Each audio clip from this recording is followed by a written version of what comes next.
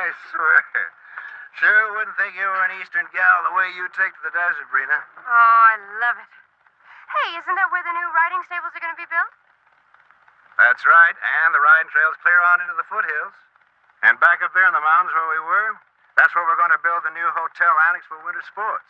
It's going to make Silver Springs the vacation resort in all California. Like they say in the movies, it's all ours as far as the eye can see. But will we be happy? Oh, happy is for ordinary people. For us, it's total bliss. Now, you didn't think you'd be mistress to an empire when you married me, now did you?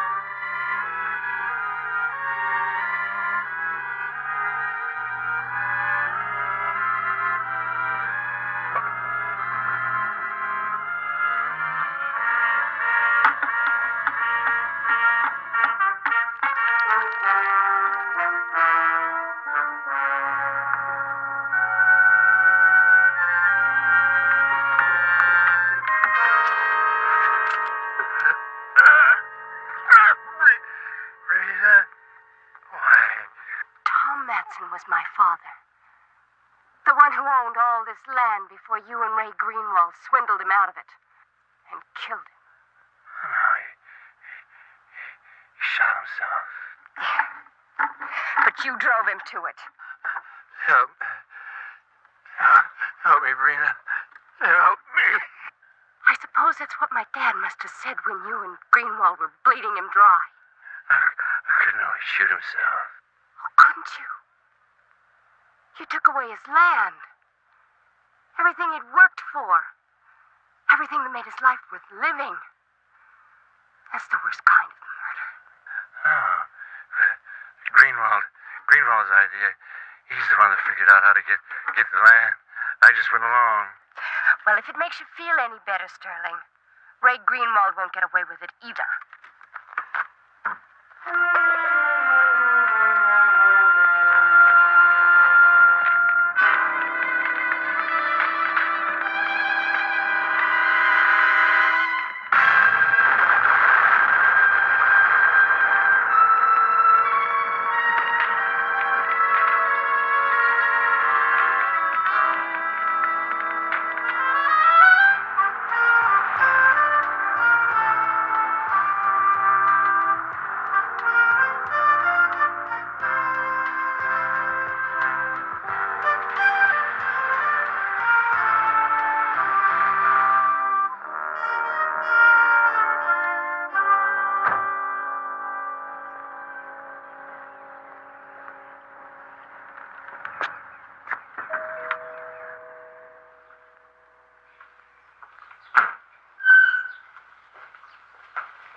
Douglas? Yes, Mr. Jones. The insurance company said you'd be by. Before the accident, did the dune buggy have any brake trouble? Well, it was the first time I'd ever driven it, and I'm sure I'd have been told if there was. Well, thank you. I'll probably be finished with my report by noon, and I'll be on my way back to L.A. to file it. Good luck to you, Miss Douglas. Thank you.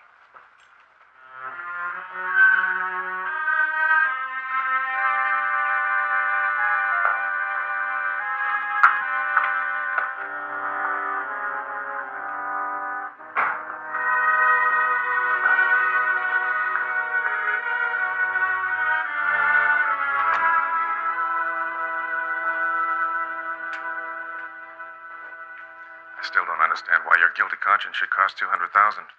After all, it was an accident. Gil, it isn't that, and you know it. I know. You still inherit a bundle. That's what you married him for, isn't it? That is exactly the kind of nasty thinking I'm trying to prevent. Do you want this piece of toast? Yes.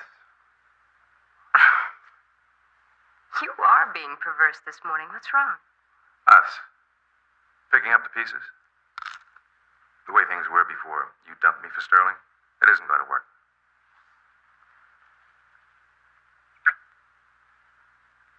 It's not. You want me, you accept me on my terms. Just an old-fashioned boy, huh? You've always loved me. I've always loved you. Why not? Gil, if we got married right away, it might give people the wrong idea about Sterling's accident. And I'm going to have enough problems exerting my authority at the hotel without giving Ray Greenwald any more ammunition than I have to. Okay. But you watch out for Ray. He's a charming piranha. Give him a hand to kiss, he'll chew it off. Will I see you for dinner?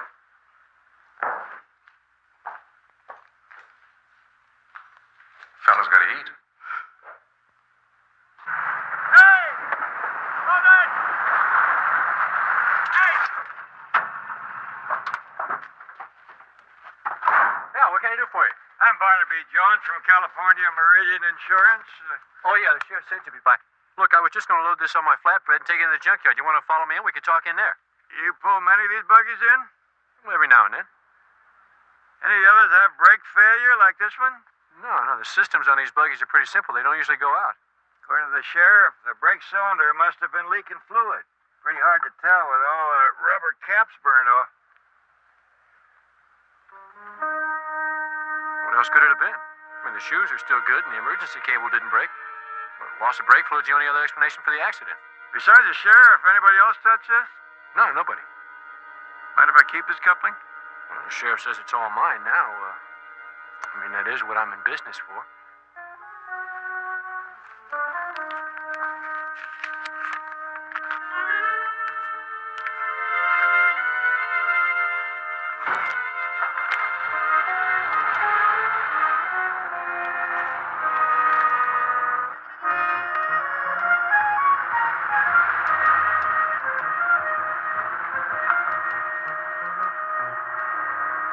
And Howard, when the Bickwell call comes through, transfer it to the Crystal Room, please.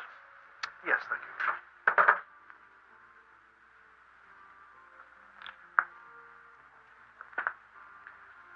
Mrs. Douglas. Well, what a nice surprise. Welcome back. Thank you, Mr. Farlow. Raynard! You look so much better. Thank you, Ray. I'm bearing up well enough. Good girl. Is there anything I can do for you? Yes, as a matter of fact, I thought perhaps we could have a little talk. I'd like to be filled in on the hotel operations so I can be of some use around here. Well, there's really no need for you to get involved in all this nonsense. Oh, it's not nonsense. It was his life. Look, Ray, I want to be involved. I intend to take Sterling's place as a full partner and be active in all operations of this hotel. Well, even Sterling let me run things my way, and we've been a huge success. Oh, I know that, Ray. It's just that, well, they were dreams that he was never able to realize. I just want to make some of them come true. Well, I suppose we will have to have that little talk, won't we? Yes, we will. After lunch, all right? Certainly.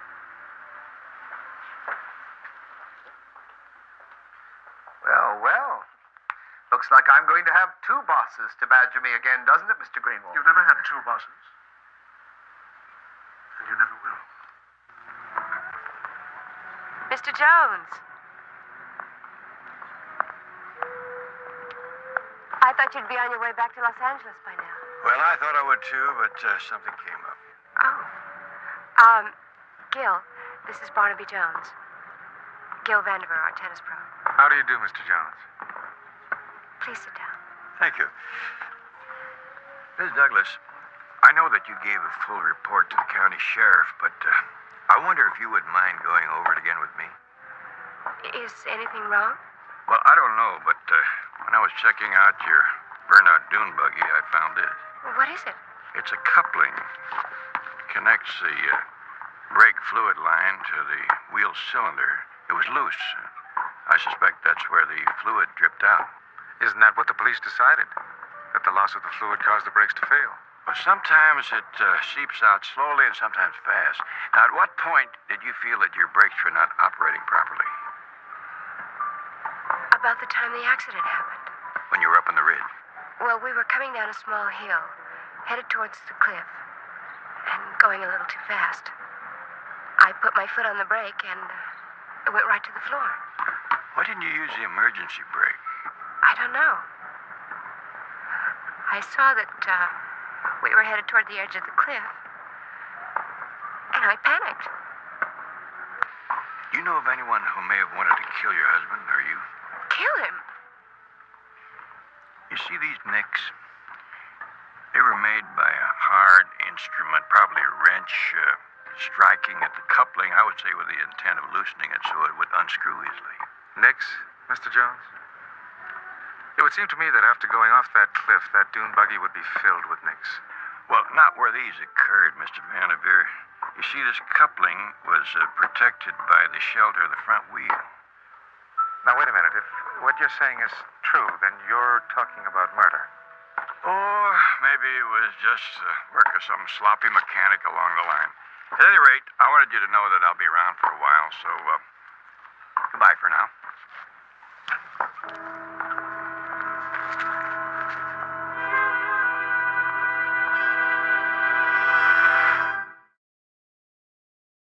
I'll give that stock another half point on the downside, then get rid of it. Yeah. Right, thanks, Tom. Brokers, they can afford to be bullish when it's your money. You in the market, Jones? Only when it's open on Sunday and there's not such a long line at the checkout stand. Cautious man. That's what puzzles me about you, how you can be so rash as to think that somebody deliberately tampered with the Douglas dune buggy. I don't think I said deliberately. I think it was more like, possibly. Well, in either case, why come to me? Well, I came to you because, you own it. I think dune buggies are an abomination. Department of Motor Vehicles has it registered as property of the hotel. Well, in that sense, yes. No, Sterling bought it for Brina's use about 3 weeks before the accident. Any record of repairs to the dune buggy before the accident? Oh, some charges for gasoline came across the desk, but none for repairs. Mr. and Miss Douglas get along all right? Now, there's a very provocative question. Well, there's 20-year difference in their ages. Sometimes that creates problems. So it's either partners killing partners or wives killing husbands, eh? Is everything a cliche in your business? Yeah. You'd be amazed how humdrum it gets seeing innocent people being killed all the time. Excuse me, I know I'm being facetious. No, Sterling and Brina were a very happy couple. Any enemies? Personal or business enemies? You are a sly one. You're back to partners killing partners, eh? Not unheard of. Well, I'm sure you and my creditors will be happy to know that I was with my stockbroker in Los Angeles that day and the previous night. Yes? Excuse me, Mr. Greenwald, but I've just been told the Bickwolds can't have the Crystal Room for their anniversary party. On whose authority? Mrs. Douglas. She ordered Mr. Farlow to turn the room over to a community charity function on the 16th instead. Where's Farlow now? Next door. With Mrs. Douglas. Excuse me. Ray, you got a minute? Oh, later, Gil. Miss Farlow, I can understand Mrs. Douglas's ignorance, but not yours. The Bickwells are among the most influential couples in Palm Springs. Mr. Greenwald, I tried to explain to... Ray, there is no need to browbeat Mr. Farlow. I'm well aware of who the Bickwells are. You are? Yes, I am. Well, then it must be me who's losing touch with reality. Certainly not you for jeopardizing $50,000 or $60,000 worth of business a year for some charity event on which we make nothing. I was only trying to carry out Sterling's desire to improve the image of this hotel by encouraging that sort of charity event. I was going to tell you about it. You were going to tell me?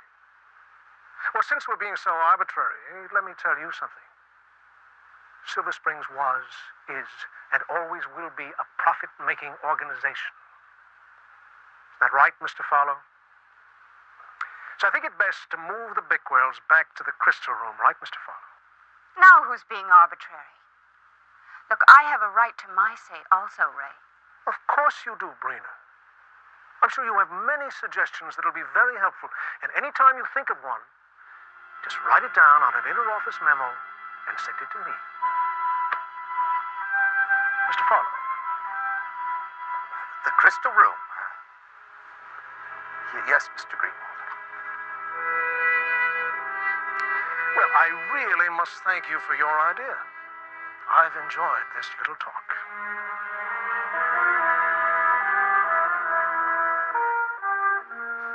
Mr. Jones.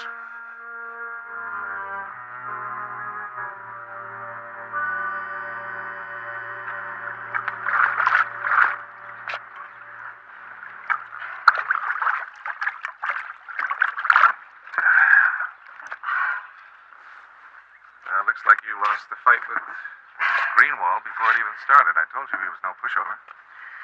Well, what worries me, Gil, is if I keep losing fights with him, I'm also going to lose you. Me? Yeah. I created that confrontation over the Bickwell party on purpose. It was sort of a test to see how much weight I carry. Evidently not much. Would you do my back? Thank you. What has that got to do with me? Ray wants to move you out and bring in a new pro. You've got to be kidding. No, he thinks it's time we had a younger man.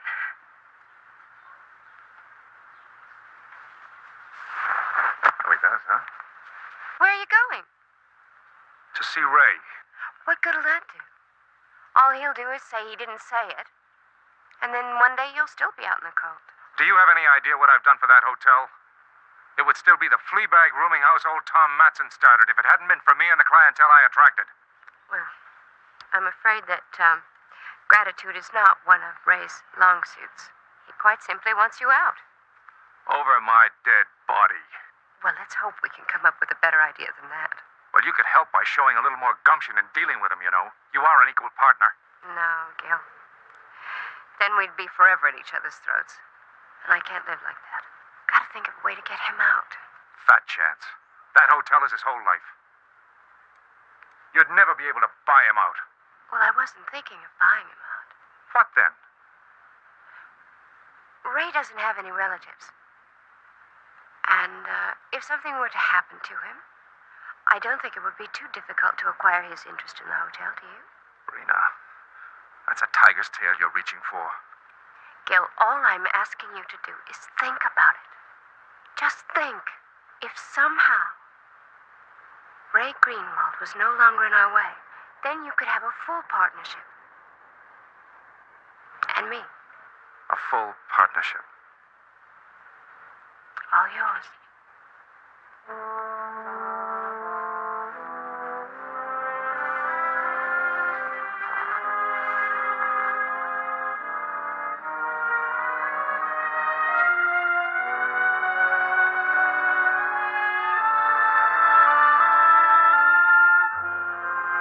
Fred McAllen?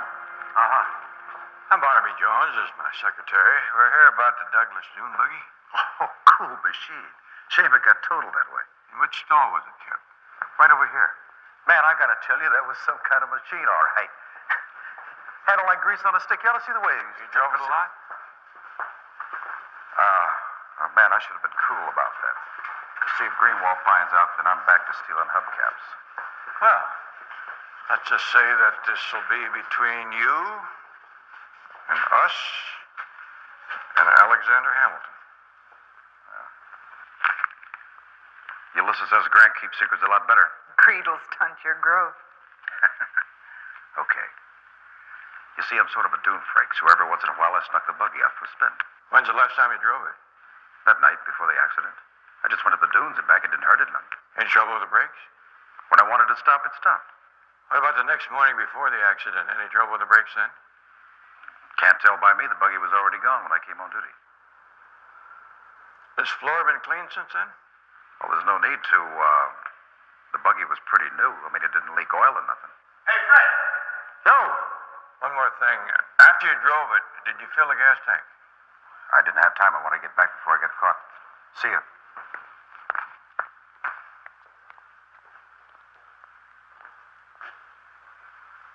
Clean as a whistle.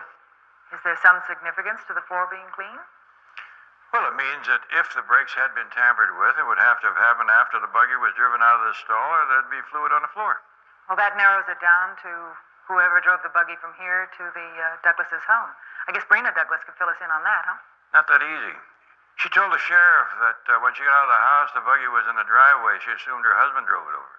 Well, if he did, well, that's going to knock your murder theory into a cocked hat, isn't it? What if he committed suicide? I wanted to take her with him.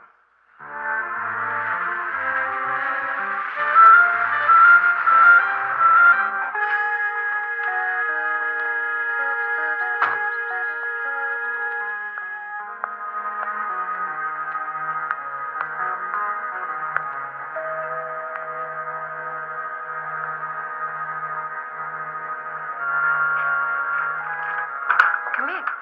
Thank you. Would you, care for a drink? No, thanks. I'd like to get through this quickly. I thought over what we talked about on the phone, and I've decided that I can raise the money to buy your share of the hotel. As long as you're willing to ask a reasonable price. There seems to be some question about who's going to wind up with the hotel, Ray. You out of your mind? Let's take a drive and we'll talk this over somewhere else. You gotta be joking. We can talk about how you were going to replace me. Now, go on.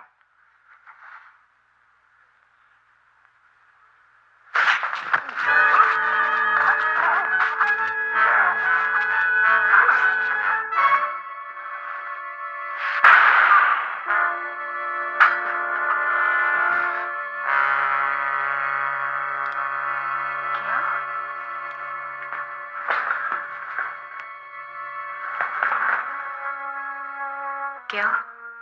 He's dead. You said it wouldn't happen here. What else could I do? Now, we've got to get rid of him. Move. Get a blanket. Open that door.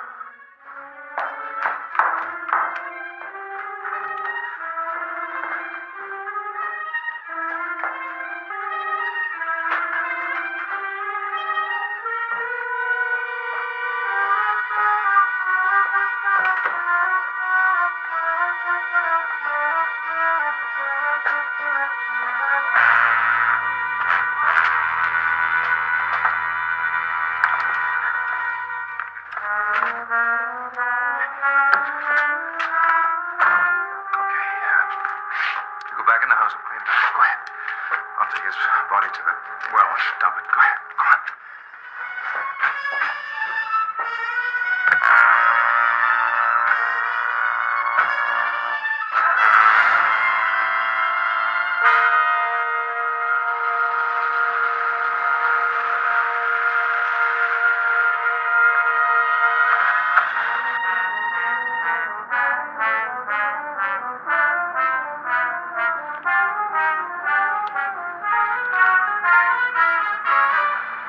Still worried? Worked like a charm. We got it right where we want to go. Now on, the rest is easy.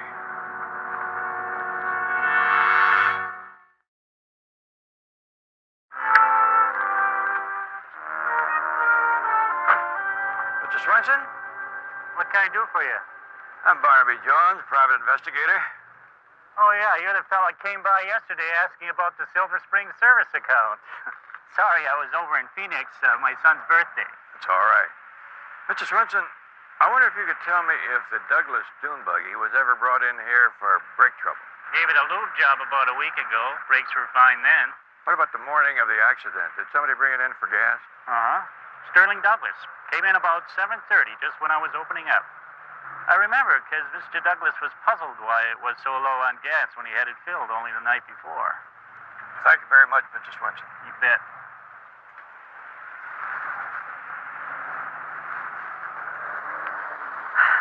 Well, you still in the dark? Yeah? But you know how to tell a mule is a mule even in the dark? Because even if it doesn't look like one, sound like one, or smell like one, it sure kicks like one. I guess you know what you're talking about. I'm talking about Brina Douglas. Up to now, I've been trying to avoid the obvious. But after eliminating all the other possibilities, I keep coming back to her. Barnaby, you don't think she tampered with the brakes, do you? I mean, she was in the buggy. That she was.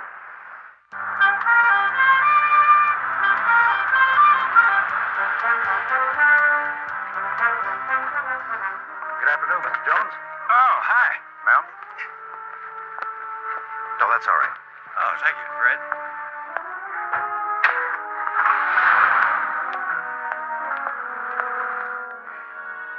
This is Betty Jones, my daughter-in-law and secretary, Brina Douglas.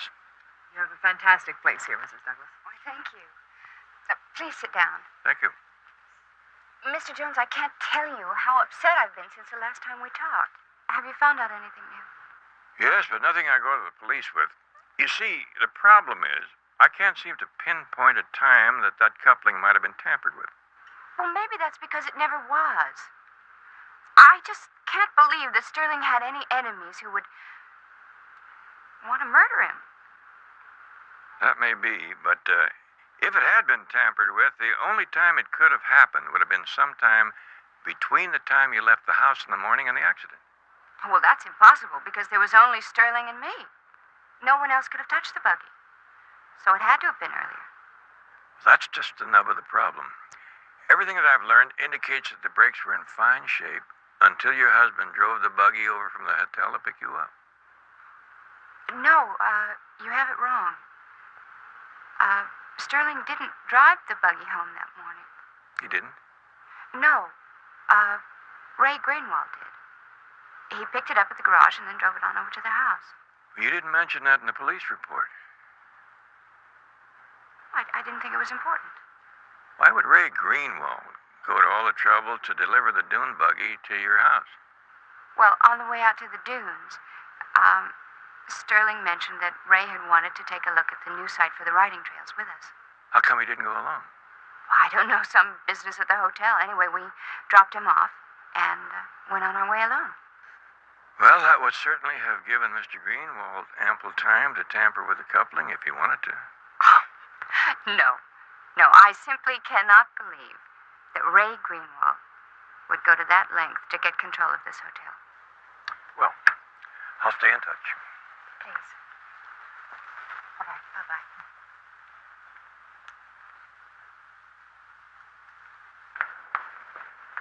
She flat out lied about Greenwald driving the buggy over to her house.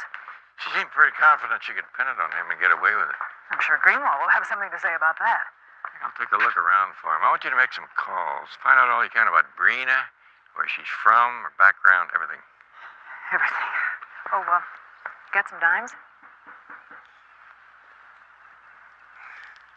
That'll start you off. Thanks.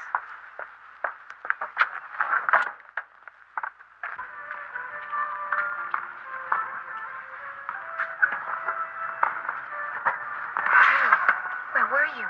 I tried calling you all night. Nerves.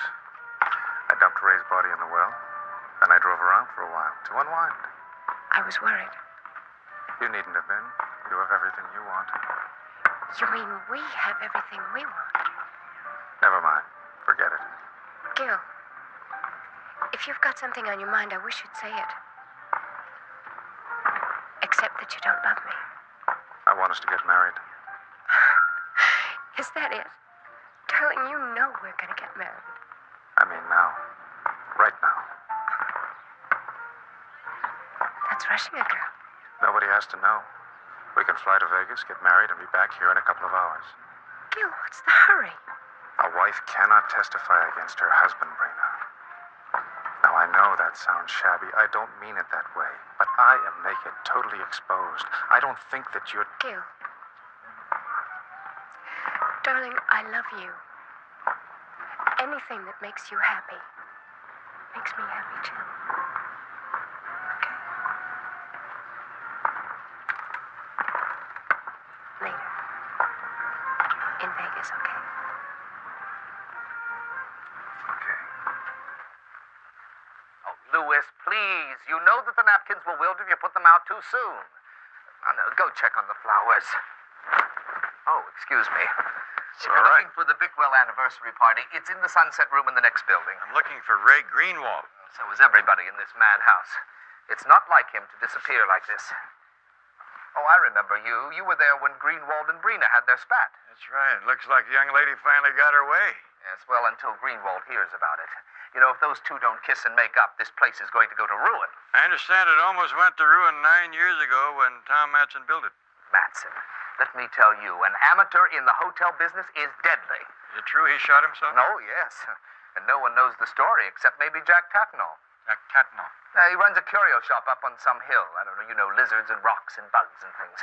He was Tom Matson's best friend. No, lilies, not roses, you dumbbell. Barnaby. Roses are for the Bickwell party. Lilies for the charity club. Anything on Brina? Well, first, the good news. I talked to a man down at the city hall who gave me the particulars from her marriage license to Sterling Douglas. It said that her name, maiden name, was Brina Walker, hometown Culverton, New Jersey. What about the bad news? Brina Walker doesn't exist.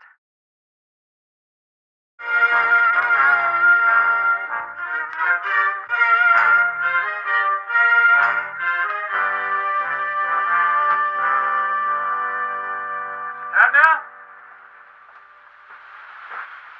The last man called me mister, tried to sell me a set of pots and a trip to the Hawaii Islands for free. You want to buy a lizard? Only if it's not moving and it's on the outside of a handbag, thanks.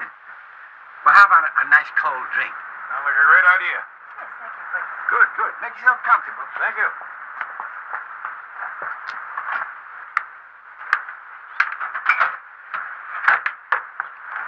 You must be doing pretty well up here since they built that Silver Springs hotel down there. Oh, not much. You know, the kind of clients they're getting there nowadays are more interested in whoopee than in rocks and beads and such like. No, I liked it much better when it was a little motel just for plain folks. Like when it was Tom Matson's motel. You knew Tom, did you? Well, I knew he lost the property. Stolen, you mean? By them hyenas. You mean Greenwald and Douglas? That's them. They turned my old friend's head with big thoughts of building a new resort hotel. An El Dorado in the desert. By the time Tom got around to thinking straight, the holding company they set up in his name was bled and bankrupt. And Tom had to sell them everything he had for 5 cents on the dollar. That's why he killed himself. Left his poor little girl back there in Culverton without a father. Culverton? Culverton, New Jersey? Louise was her name. She was a handsome child. She was sent back there when her mother died to live with her aunt, to go to school. Have you seen the young lady lately? Never in all these years. I wrote her once. I told her what happened and about her father leaving her some personal things like, well, books and papers and pictures. She never answered. Is she in the pictures? Well, sure. Could we see one? Sure. Stay right where you are. I'll get it. Barnaby, I'm going to check another couple of those numbers.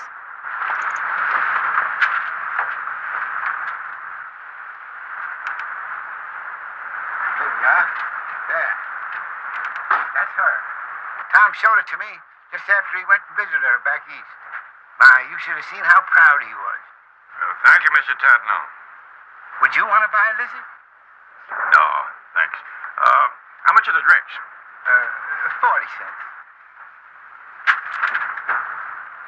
Oh, all right. I'll have to get some change.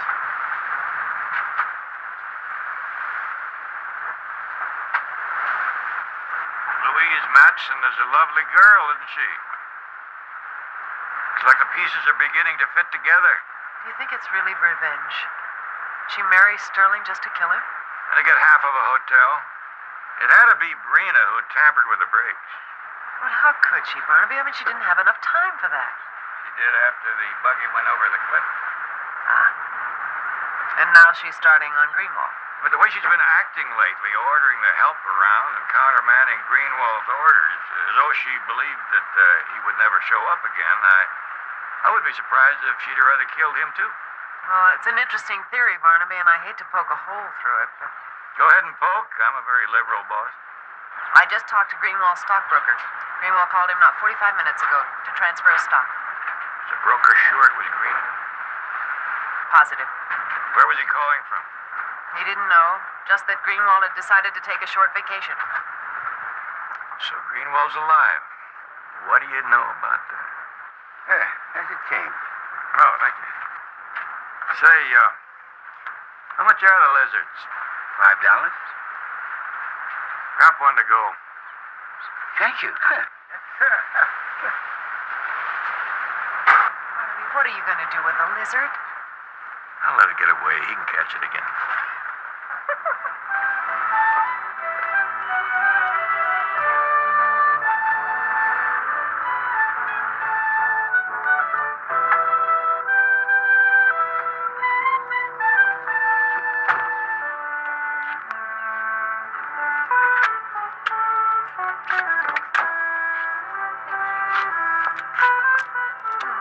You know, I don't feel any different now than I did before. Not the least little bit. No, not the least little bit. I was ecstatic when the judge was performing the ceremony, and I still am. Then what are we doing here? This is our honeymoon, remember? Don't you forget that either. Anyway, we've got to keep it quiet for a while. Yeah, I guess so. Yeah, I guess so. You go on back to your tennis courts. I'll see you later. Maybe. Maybe.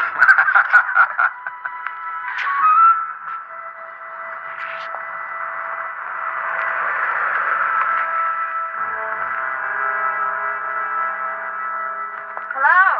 How's the investigation going? Just about finished? No, I'm afraid we're going to have to stay around and soak up a little more sunshine. Well, if there's anything I can do to help, just ask. He might be able to hurry things along if you could tell me where Mr. Greenwald went on his vacation. Vacation? As I like to call him and ask a few questions. I wouldn't know. Well, you mean he doesn't even tell his own business partner? He did call his stockbroker an hour ago and told him. Ray made a call to his stockbroker this morning? Yeah, I thought he might have mentioned where he'd gone. No. Just have to keep trying. Have a nice day.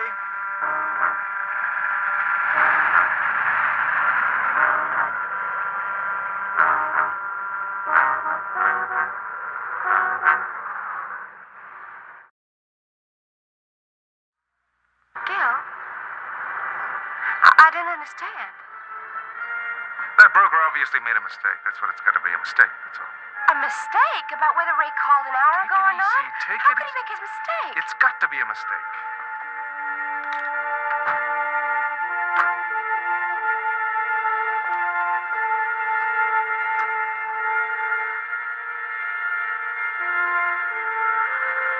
He's buried in the well, right? Well, I'm gonna go check the well. Trina! Wait a minute. Hey, listen. That broker heard somebody else's voice and thought it was Ray. Believe me, it wasn't him! Wait!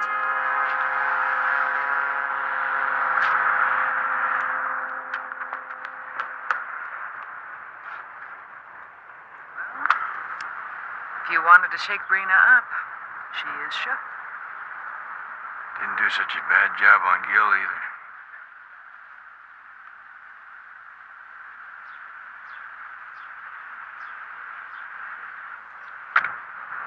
Aren't you going to go after her?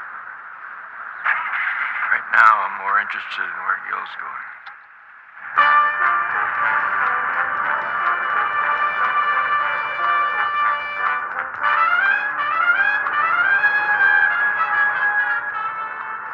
I'll see you.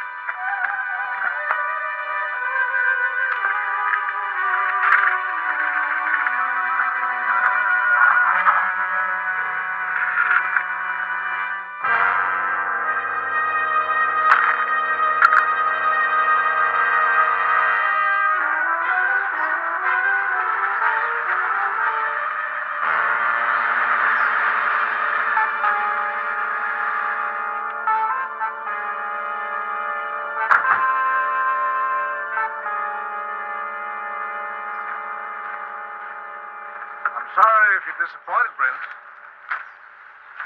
Actually, the way we had it planned, you never would have known. Gil, I don't understand. I just couldn't trust Gil him. knew his association with me would be more lasting and beneficial. Then the two of you were always in this together. Sterling's death provided the opportunity for Gil to become my partner. Your partner, but I'm... Oh. That's why you were in such a hurry to get married. As my husband, all this would be yours if anything happened to me. I'm afraid something is going to happen to you, Brenda. An accident. I'd rather not have to shoot you. You took the words right out of my mouth.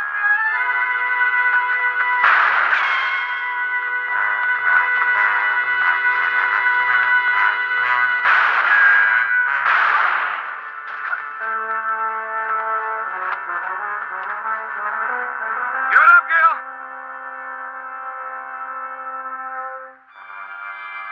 You're not in this too far yet. Bail out now, you might get a light rap. Like fraud or maybe assault. Anything happens to Brina, that's murder this time for real.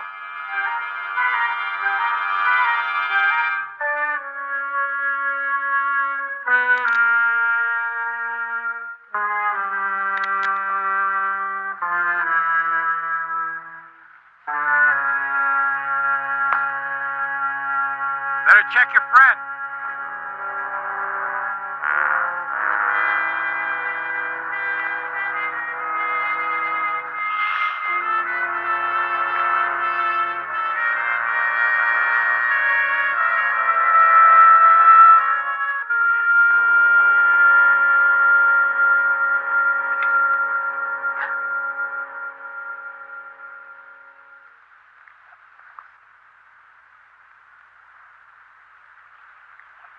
Mr. Jones, I'm so glad you could get here. They were going to kill me. Just like they did Sterling. They didn't kill your husband. You did, Brina. Or would you prefer Louise Matson?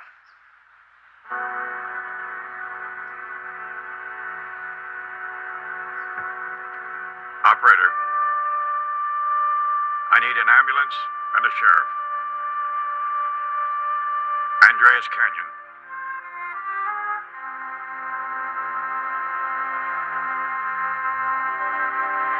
Well, I think we bought enough for Christmas, past, present, and future.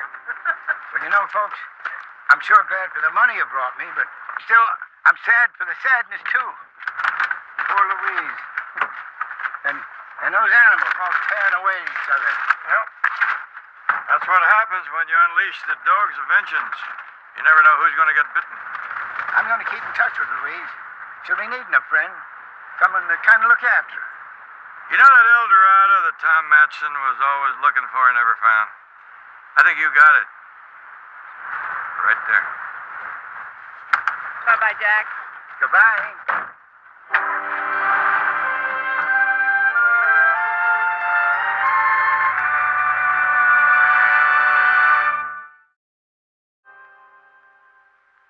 Boy, I feel stuffed after that lunch.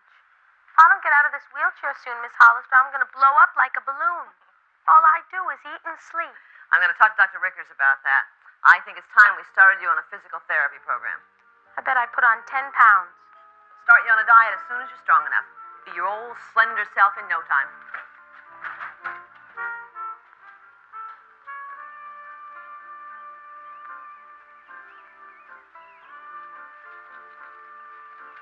I turned the speaker volume a little low. Some of your neighbors may not appreciate Mr. Bill Edwards' bedroom humor. Oh, he's not that bad. It's all fun. This is station KBEX. Please stay tuned for the Bill Edwards Show. You just give a holler you need anything. I'll be fixing myself some lunch. All right, now, let me carefully emphasize to my radio listeners now joining me that I've been expounding to 3,000 people seated out in front of me. Well, okay, make that 11 people, including the cute little red-headed captivator now casing my engineer so lovingly that, well, the first platform of women's lib should be doing away with beauty parlors. Now, this would give us men an equal chance at not getting all messed up and emotionally jostled at such tender ages. I mean, no makeup, no hairdos, and instead of silk and fluff and all those goodies which have been giving me high blood pressure long before my time, just a simple sackcloth. Well, enough of that verbal jousting and down to business. Today's topic for you dainties out there, I love every one of you, even wearing your smoldering sackcloth and sporting those mustaches. Today's topic is, what was your most embarrassing moment when dating your hubby, boyfriend, or live-in for the first time? Okay, switchboard lighting up, and my dear, that does keep Billow off the unemployment lines.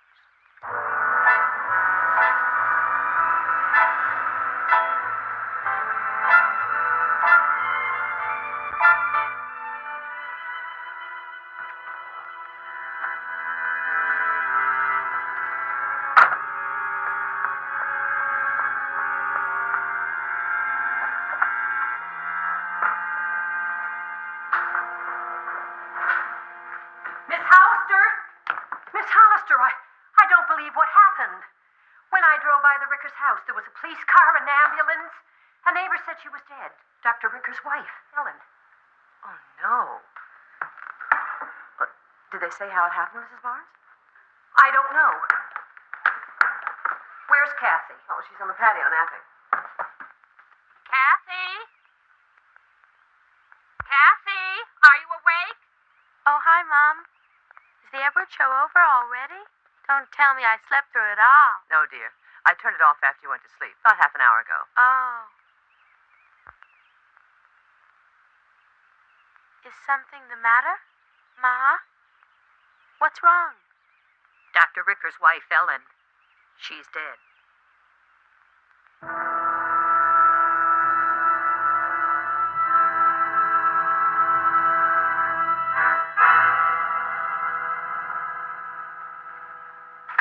The call was logged at 6 minutes past 2.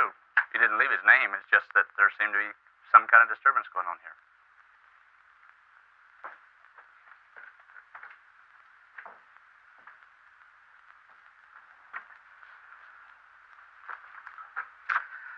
You been able to reach Dr. Rickers? He's in surgery since 2 o'clock, but I have a man at the hospital to break the news. Check along the block, see if you can come up with that caller and find out exactly what kind of commotion he heard here. Right.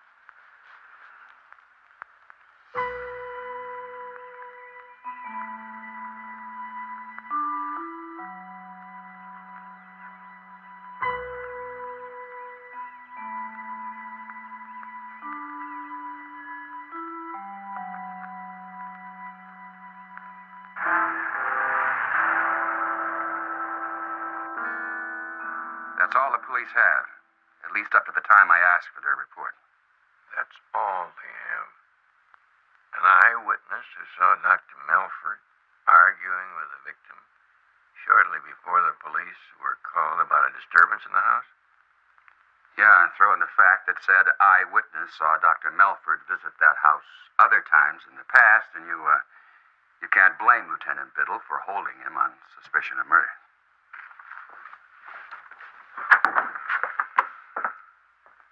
Oh, Jim, this is Barnaby Jones, a private investigator I've taken the liberty of hiring. Barnaby, Dr. Jim Melford, resident surgeon at Wilshire Memorial. Why no bail? I got some creep of a cellmate who's been pushing junk. He'll be doing business at his old stand in the morning. Jim, you'll be held for 72 hours. The lieutenant. Biddle. That his name? Why isn't he out there trying to find out who killed Ricker's wife instead of trying to hang me? Well, I've known Lieutenant Biddle for a number of years, and it's my opinion that he doesn't try to hang people. He's on our side. Dr. Melford, wouldn't it be a lot more productive if we just sat down quietly and kind of discussed the charges that are being made? I got a right to be upset. Got back to the hospital, parking my car, and 6 cops started grabbing me. You left the hospital at 1:30 today and can't explain where you were for the next hour and a half, during which time Dr. Ricker's wife was murdered. Right. Washed up after a session with 2 burn cases. Drove to the county tennis courts to see if my usual partner was around. He wasn't. Back at the hospital at 3:30. So you didn't play any tennis? Wandered around watching a few games. What's unusual about being on county courts and not meeting anybody you know? Jim, Mr. Jones isn't questioning your statement. Of course he is. Where do we go from I can't account for my time? About this eyewitness, Kathy Barnes. She says she saw you enter the Rickers' house at 2 o'clock or shortly thereafter. Eyewitness. A girl under constant medication who sleeps half each day away. She was hallucinating for a week after that skiing accident. Then you're saying that the witness is not credible, that she is claiming to have seen things that she didn't see. Exactly. She suffered a severe concussion. There is nothing unusual about sensory distortions for days, even weeks later. Well, Ralph, I'll go over the ground and get back to you. You don't believe me? That I didn't kill Ellen Rickers? Dr. Milford, my job is to investigate the facts as thoroughly as I can and hand a report to your attorney. Was there anything in your relationship with Mrs. Rickers which was other than casual, friendly? Well, I hardly knew Ellen Rickers. A hello when she dropped by the hospital, and a couple of times Dr. Rickers invited me to the house. That's it. Thank you.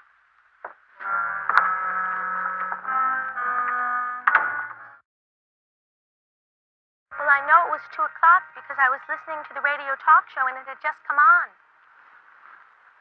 That's quite a distance away, Kathy. You had no trouble recognizing the man you saw as Dr. Milford? Well, like I told Lieutenant Biddle, I met Dr. Melford at the hospital lots of times. He always wore the same wild sports coat. He used to kid about a resident doctor only affording one jacket. So he made darn sure he was getting his money's worth. And this wasn't the first time you saw Dr. Milford visiting Mrs. Rickers? Well, since my accident, being in a wheelchair, well, I never said anything about it before. Because, well, it wasn't any of my business. Well, we'll talk again, Kathy. Kathy, it's that time again. I thought Dr. Ricker said I didn't have to take any more medicine. They're only vitamins. Something to build up your strength. Don't ever try to stem Christy around a tree, Mr. Jones. Not while you're watching a cute boy going by. I'll keep that in mind.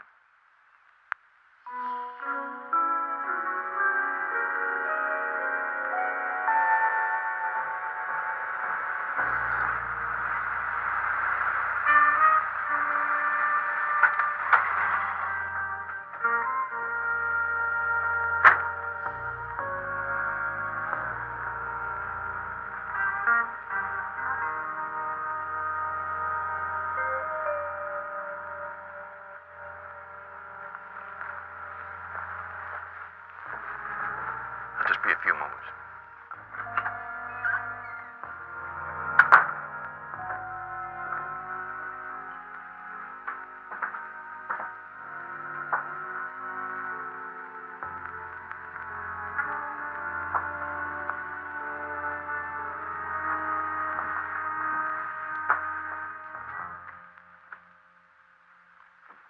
Good morning.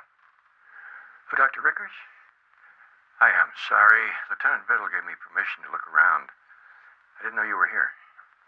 I'm afraid I'm not altogether here this morning. I'm Barnaby Jones. I'm a private investigator. I'm assisting Dr. Melford's lawyer in looking into the facts of the case. Well, if there's anything I can do to assist you, Mr. Jones, I'll be only too happy.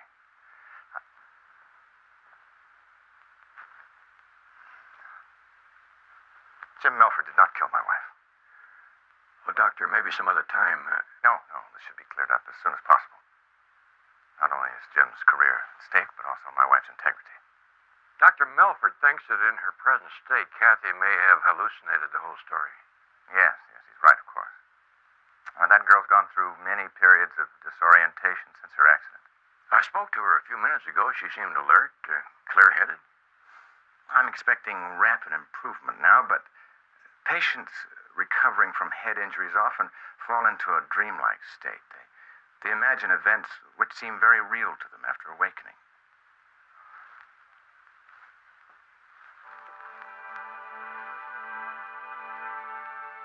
Ironic, isn't it? This picture was taken at the Elmwood Spa. I don't know how many times Ellen phoned me, pleading with me to join her. Maybe tomorrow, I'd say. MTR tomorrow. I won't bother you further, Doctor. Please accept my sympathy. Mr. Jones, I can assure you of one thing you'll find during the course of your investigation. Jim Melford is totally innocent of the charges against him. You'll have to look elsewhere for my wife's killer.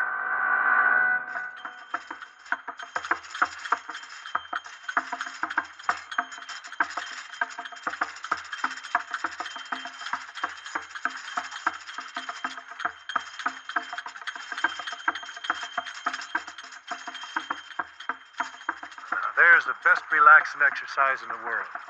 And tones up the midriff. Huh? It does much more. Try it sometimes, Mr. Jones. You'll feel that old spine tingling. Now, to get back to Mrs. Rickers, she spent some time here. Did you get to know her well? Not too well. Made out a couple programs for her. You know, classes I thought she'd be interested in. Never was. Shame she's dead. I just heard about it an hour ago. Some of the guests talking about it. You just heard about it an hour ago. It was in all the papers. Oh, I didn't see the papers. Been up in the high Sierras camping with my son. You know that boy? You know, Mr. Sims, what I'm trying to do is to put together a picture of Mrs. Rickers' life, her friends. Did she socialize much with the guests here? Socialize? Wouldn't say that. No, not at all. Just went through the health program and kind of kept to herself. Health programs, Mrs. Rickers? Would you like to explain that? Well, to each his own. Or her own. Mrs. Rickers wasn't exactly a desirable guest. The cottage she stayed in is pretty secluded, but after dark, voices carry. She had a visitor coming in late, always arguing with him, it seems. I had to go over there and tell him to hold it down a couple of times. You know who the visitor was? At first, I thought it was her husband, but a couple of gals here laughed when I mentioned it to him. What did he look like? 30-ish, dark, guy with a temper. I thought we were going to tangle when I told them they'd have to be quiet. This the man? Mm-hmm, that's him.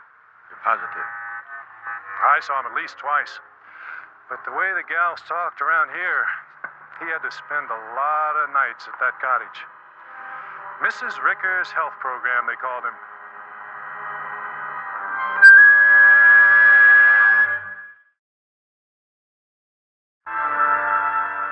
You're not only a liar, you're a fool.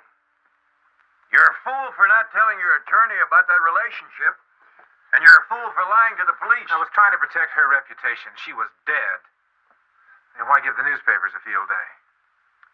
Let me give you some sound advice. Call your attorney right now and tell him the truth. Wait, you're still with us, right? Still on the case? For what purpose? I set out to find out if Ellen Rickers had a gentleman friend who might have been visiting her that day. I sure found him. I didn't kill her. When I walked in, she was already dead. Lying on the floor. Yeah, that's right. I was at the house. It was a few minutes after 2, so I guess Kathy Barnes did see me there, but I didn't pound on that door. I used a key, opened it, and walked in. As soon as I saw Ellen, I knew I couldn't do anything for her, I left. I mean, how could I have explained being at the house, having a key, visiting there at the very time I knew Dr. Rickers was operating? Are you aware that Kathy Barnes is not only saying that she saw you enter the house, but that you saw Ellen Rickers alive arguing with you? And that's been driving me crazy, that girl seeing me and Ellen together at the very time I went into the house. The only answer I can find is she imagined she saw Ellen alive. She saw you, but she hallucinated Ellen Rickers all at the same time? Mr. Jones, I loved Ellen. I didn't kill her. You didn't pound on the door? Why should I? I had a key. Where is the key? Threw it out the window while I was driving. I don't even remember where. It was an impulsive act. I wanted nothing to connect me with the Rickers house. Dr. Melford, how could you make so many mistakes on just one day? That key may have substantiated part of your story. Total panic. Pure and simple. How long had the affair been going on? 6 months, maybe. We started meeting at the Rickers summer cottage at Owl Lake, but we felt that was dangerous, and we started meeting at the spa. Or at the Rickers house when we knew he would be in surgery. Doctor, as an agent for your attorney, I'm privileged. That means that anything you tell me will be held in the strictest confidence. Now, is there anything, but anything, that you're holding back? Can't think of anything. I want you to call your attorney right now. Get him over here and tell him everything you told me. I think he'll suggest to you that you revise your story to the police. Then you're staying on the case. Doctor, I hope I'm not in for any more surprises.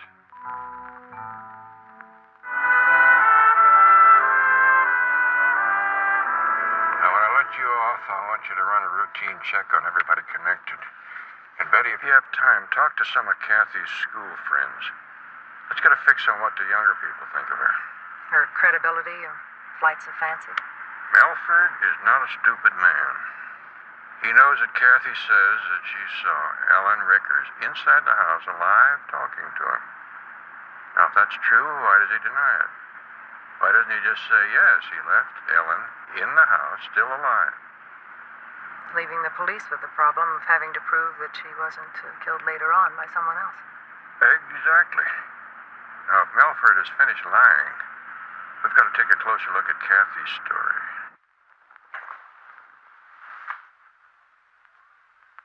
You're right, I'm not dizzy at all. There's no reason you shouldn't walk about as much as you wish now. Try to get outdoors more. We can take a drive for a few hours tomorrow if you like. Oh, great. Would you bring Kathy by the office tomorrow morning before you drive? I want to run some final tests. You all right, honey? Yeah.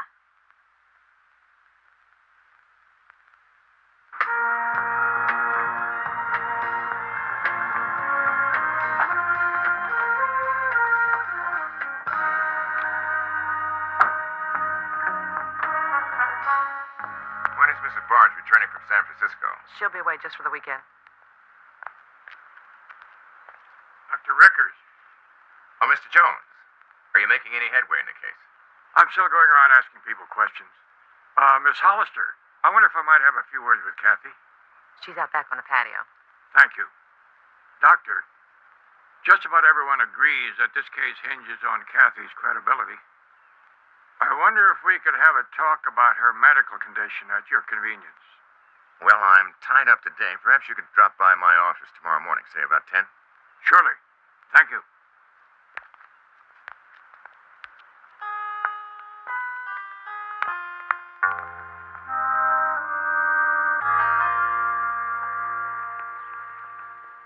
It's hard to see that door from here. Yeah, but it's the door Dr. Melford used. Bush kind of hides it. And you could clearly see that it was Ellen Rickers inside the house talking to Dr. Melford. Oh, sure, you can't miss her blonde hair. And she was wearing a bright red dressing gown.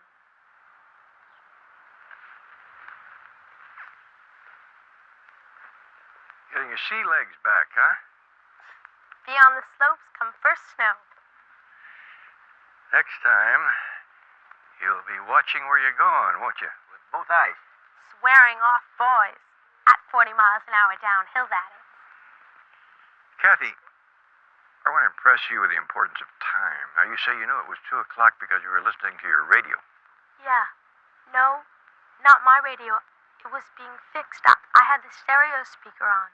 Was there a time announcement on the program so that you knew it was exactly 2 o'clock? Some music, and then the announcer saying to stand by for the Edwards show. No time. And the Edwards show always goes on at 2 o'clock. Yeah, I always listen. Most everybody does. So you were listening to the program, and were you wide awake or sort of catnapping? Well, I did fall asleep, but that was after Edwards started. You know, giving his topic for the day.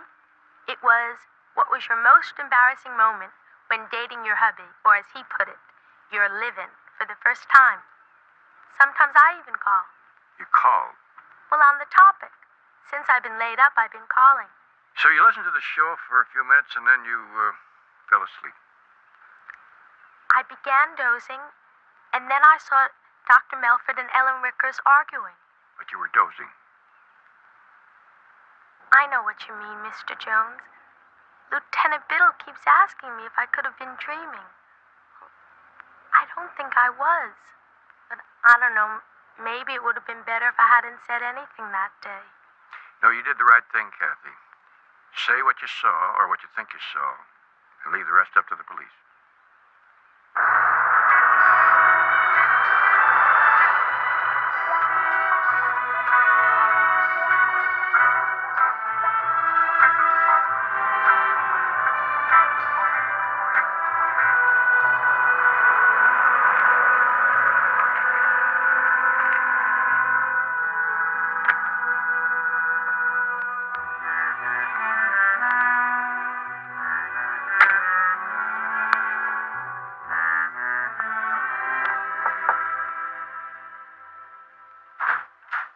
What held you up?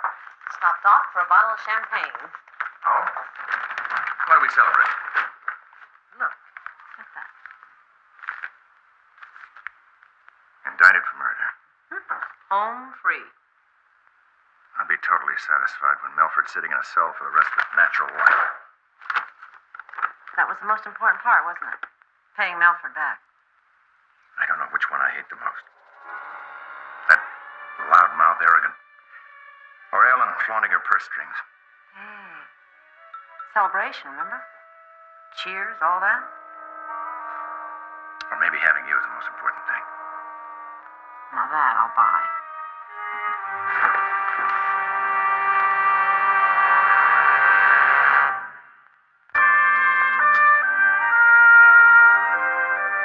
Oh, Pete, I can just see you out there. You sound like one of those typical chauvinistic dudes, you know, well, they're so despised by my doll babies, and I think with very good reason, pal. Matter of fact, right now I've got you in sharp focus with my magic pillow bleeper there. And I can see you sitting out there hunkered down on your spavined haunches and flea-bitten manner, probably called Crestfallen Plaza. I can see you out there right now with your phone in one hand and plucking pensively at your prehensile asparagus-like toes with the other. I have to kind of defend my doll babies out there, but stay tuned, chums, for 5 minutes of late news, then I'll be back with further acrimonious rebuttal, defending my ladies. Whew. Well, I'm not the neatest person in the world. One of my ex-wives is so fond of nagging me. Add that to the fact, Mrs. Jones, that I have a memory like a neurotic hamster. Oh, here we are. And my life is a constant 24-hour whirl of anxious desperation. Well, I see you certainly have your share of fan mail. I was hoping you noticed, my dear. By the way, do you ever listen to my shows? Almost all the time. Well, thank you, my dear, for that charitable falsehood. Now, let's see. Wednesday, the 19th, Mr. Jones? Your afternoon show. Well, here we are. No delay of program. Could have been a few seconds, no more than that. How long after your program starts do you usually introduce the topic of the day? Oh, I would say about 4 or 5 minutes. I announce the topic as soon as possible. Just give my callers time to gather their scattered wits. And incidentally, that was the other woman day. Not quite the juicy, succulent topic I thought it would be. Then you would say that no longer than 5 minutes after the program starts. The other woman? Yeah, here it is. Were you ever that other woman in a divorce case? Well, I was under the impression that the topic of the day on that particular day was what was your most embarrassing moment on your first date with your husband or boyfriend? No, let's see. That's an oldie. Here we are. By the way, Mr. Jones, you've got me throbbing with curiosity. When this case becomes, let's say unconfidential, I'd love to hear all about it. Full details. Here it is, the 26th of last month. Topic, what was your most embarrassing moment while dating your hubby, boyfriend, or live-in the very first time? The 26th of last month? All right here. Feel free to make notes. And by the way, I better check on the calls coming in. I'll see you later. Thank you. Well, if Kathy was confused about the topic of the show, doesn't that make you doubt her whole story? She reminds me of a little girl I met in a spelling bee once. She was so charming that even when she spelled the words wrong, she had the judge believing her.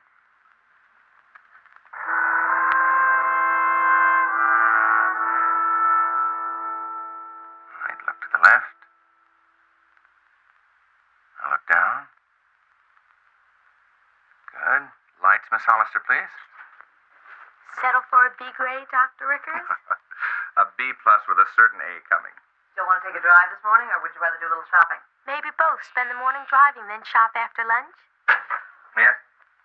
Yes, we're finished. Send Mr. Jones in. All right, girls, I don't want you to overdo this first day, so limit it to a 2-hour drive, and then straight home, nap time no later than 1. Doctor? Morning, Mr. Jones. Kathy, how's the sea legs? Oh, much better, Mr. Jones. Such a nice morning. Let's get started. Oh, Kathy, I met your Mr. Edwards yesterday. You did? Hey, what's he like? Does he remember me? I called him twice, you know. Well, we didn't have much time to talk, but we did discuss the topic of the day that you heard on the patio. Something about your most embarrassing moment. Yeah, when you dated your husband or boyfriend for the first time. Only he said that wasn't the topic of the day. He said it was something to do with, were you ever the other woman in a divorce case? No, I would have remembered that. It was most embarrassing moments. No, Mr. Jones is right, Kathy. The program was on in the house, too. I remember callers talking about being that other woman in a divorce case. It's not uncommon. Falling asleep, believing you're hearing that program, but your subconscious picking up words heard at a previous time. I guess. I think it's time we got started, Kathy. Bye, Mr. Jones. Bye, Kathy. Thanks, Dr. Rickers. All right, have a good time, Kathy. Doctor, if Kathy was totally wrong about what she thought she heard on the radio, couldn't she have been equally wrong about what she saw or thought she saw that day? Ordinarily, yes, but you can't dream or hallucinate something you've never seen before. I don't follow you. That red dressing gown Ellen was wearing, it was a gift from me, presented to her just that morning before I left for the hospital. Now, if Kathy said she saw Ellen in a red robe, a color she's never worn before, it proves that she did indeed see Ellen alive, as she looked down to my front door about 2 o'clock that day. I see. It didn't occur to me until just this morning, and I immediately called Lieutenant Biddle and told him about the robe. That does tighten the case against Dr. Melford, doesn't it? With Melford admitting he came to my house, I think he should also admit that that uncontrollable temper of his took over, and he struck Ellen, causing her death. Well, if that's true, seems to me Dr. Melford could take the easy way out and plead involuntary manslaughter. Maybe you should suggest that to him. I think I'll leave that to his lawyer.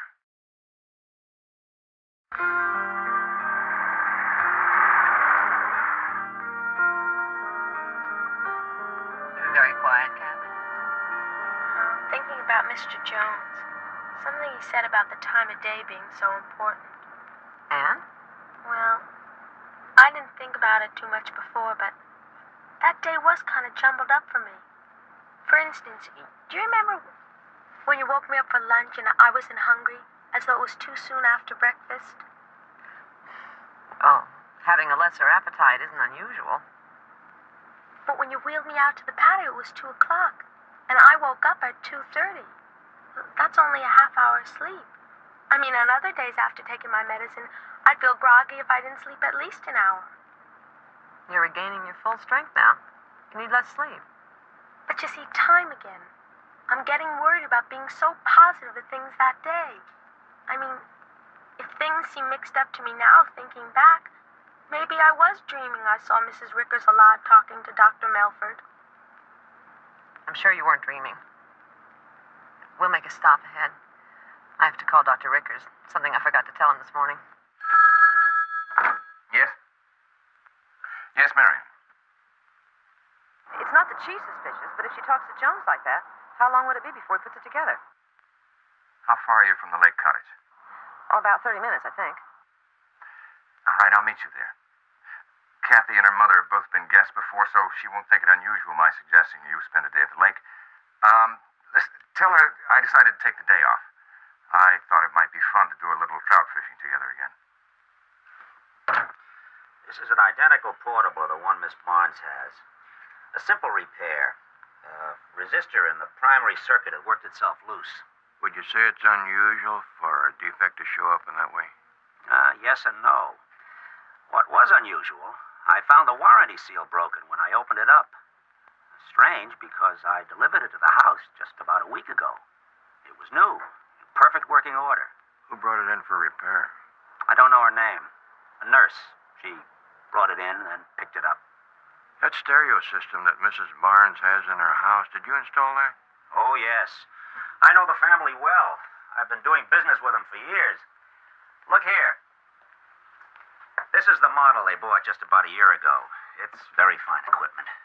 Plays cassette tapes. Records and plays back. So the tapes could be heard through every speaker in the house, including the one on the patio. Right. Mind-boggling. Oh, it's a common system today. The cassette feeds through the receiver and out to the speakers. I was thinking of something else, Mr. Sue. And the next company Rickers formed went broke just last year. You know, I sensed from the broker that Mrs. Rickers was tired of bailing her husband out from all these flyers he's been taking. And what have we got? A ne'er-do-well and a wealthy woman. Motive is there. Add on to that the sudden failure of Kathy's radio, then Nurse Hollister's convenient correcting of Kathy on the talk show topic. And Kathy confined to intensive care on the 26th, the day of the embarrassing moment topic. And the hospital says they do not have radios in intensive care. Well, if she didn't hear it, that proves she wasn't dreaming. But only Kathy can tell us if she heard a radio that day. Barnaby, you said she'd be home by 1. It's almost 1:30. Let's make a phone call.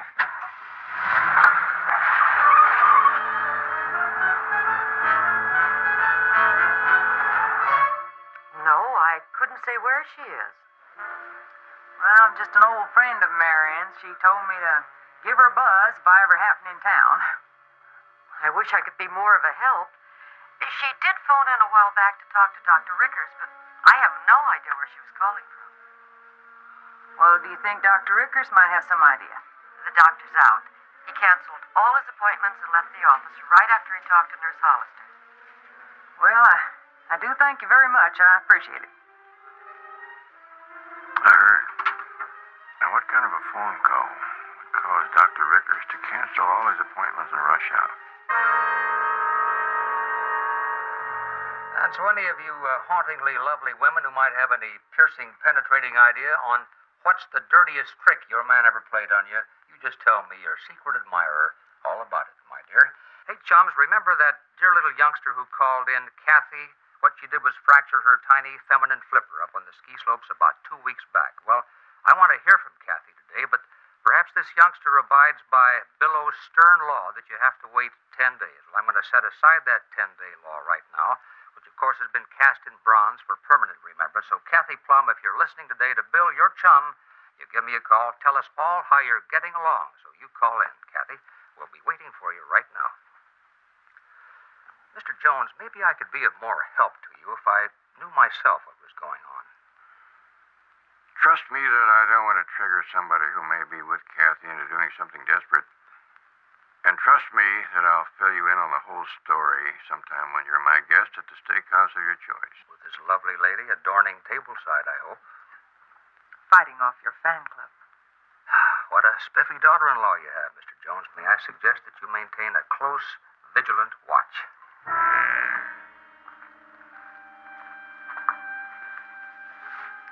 Do you think she'll call? Better question. Will she be able to?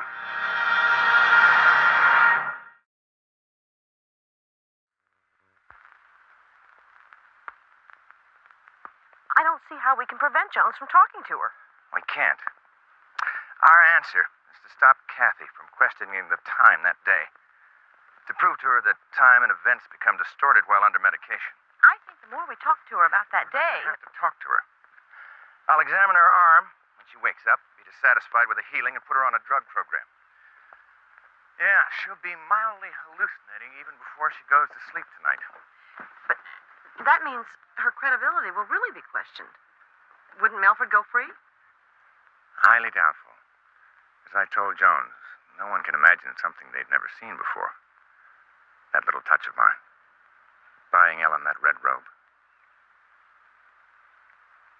Well, enough of that jousting. All right, now I'm going to wait for my next caller. And, you know, I still haven't heard from my skiing chum who broke that lovely arm of hers, fending off the panting hordes admiring her triangular slalom up there on the ski slopes.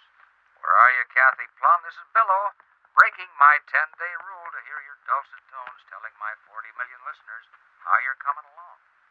Well, listen, by the way, I'm going to remind those 80 million listeners right now to tell me this afternoon what's the dirtiest trick that your man ever played on you. Okay, I think I've got a live one here. Stand by. Here we go. My next caller with a well-justified beef on her nimble brain calls herself. Hi, Bill. This is Kathy. Kathy, my dear girl, are you cheating on your chum, Bill? I mean, here it is 15 minutes into the show, and I thought sure you'd be my very first caller. I tuned in late. I'm sorry. I just heard you say I could call. I'll give you this time, sweetheart. By the way, I'm now switching on my magic viewer. Aha! You're going to have to clamber down off the lap of that ski bum, honey. Dude who picked you up this afternoon up there, and act with a little more demure decorum, if you will, okay? Oh, I'm nowhere near skiing country. My arm is still in a cast. Well, are you getting plenty of exercise otherwise, sweetheart? What are you doing today to keep that lullaby bod of yours in shape? Well, some fishing after I take my nap. Not much else. Fishing? You don't mean to tell Billo that you're out on somebody's swank yacht, perhaps calling ship to shore, do you? No, this is lake fishing from a swank rowboat. Kathy Plum, we're going to have a hasty station break here. We'll be right back. How far do you want me to go? Keep her talking, but don't press her for a location. Fishing in the lake. It has to be the Ricker Summer Cottage. It's on Cove Road, last cottage. It's right on the lake. That's 20 minutes from here. If you don't hear from me in 30 minutes, call Lieutenant Biddle. Right. Okay, Kathy, let's talk a little more about that fishing business. No, really, I've always been a fishing bug, especially for lake trout. Well, when my dad was alive, we used to go Who are you talking to? the radio station, the talk show. Who gave you permission to do that? What? You were told to go to bed. What's that talk about a lake?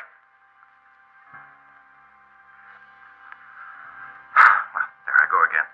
Yelling at my patients for disobeying orders. It's a habit I've been trying to break myself of for ages. Forgive me, Kathy. But I do insist upon that nap. Here's a little something that will get you to sleep.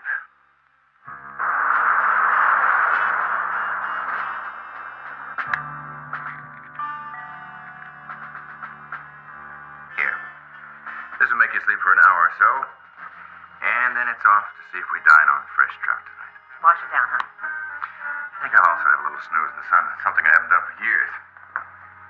You comfortable?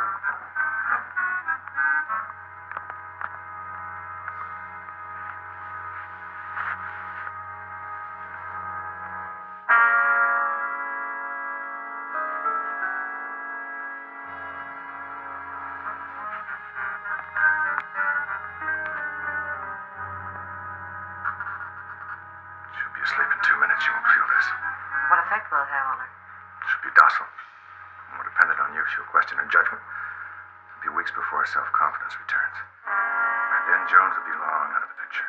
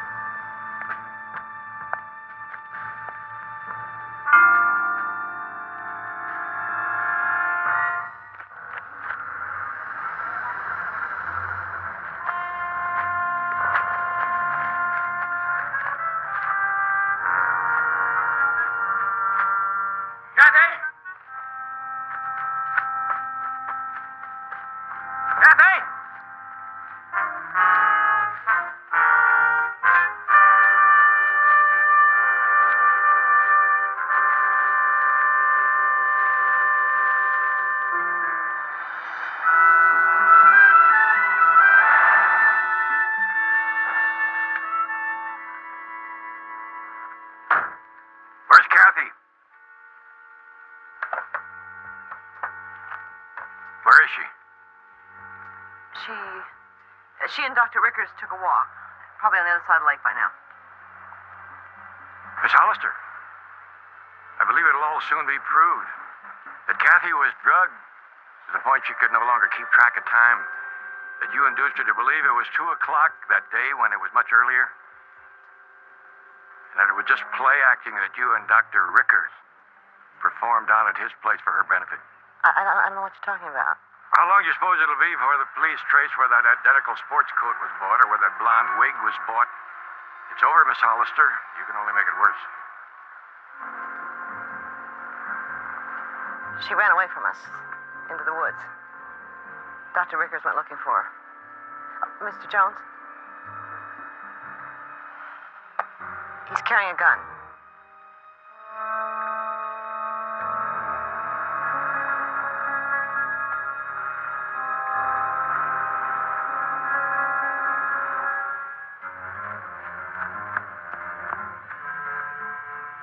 Kathy? Come on now.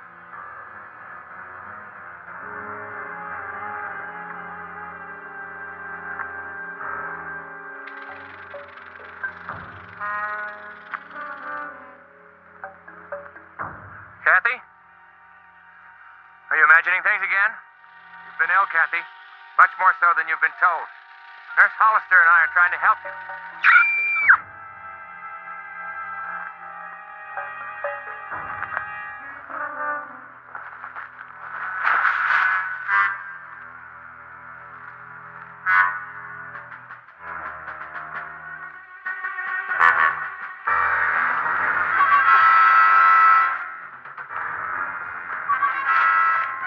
Kathy, why do you think we'd want to hurt you?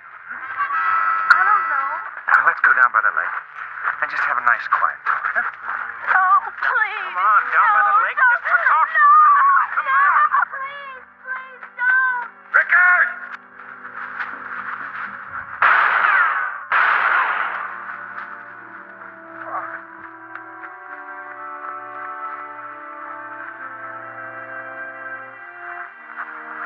You all right? Okay, let's go.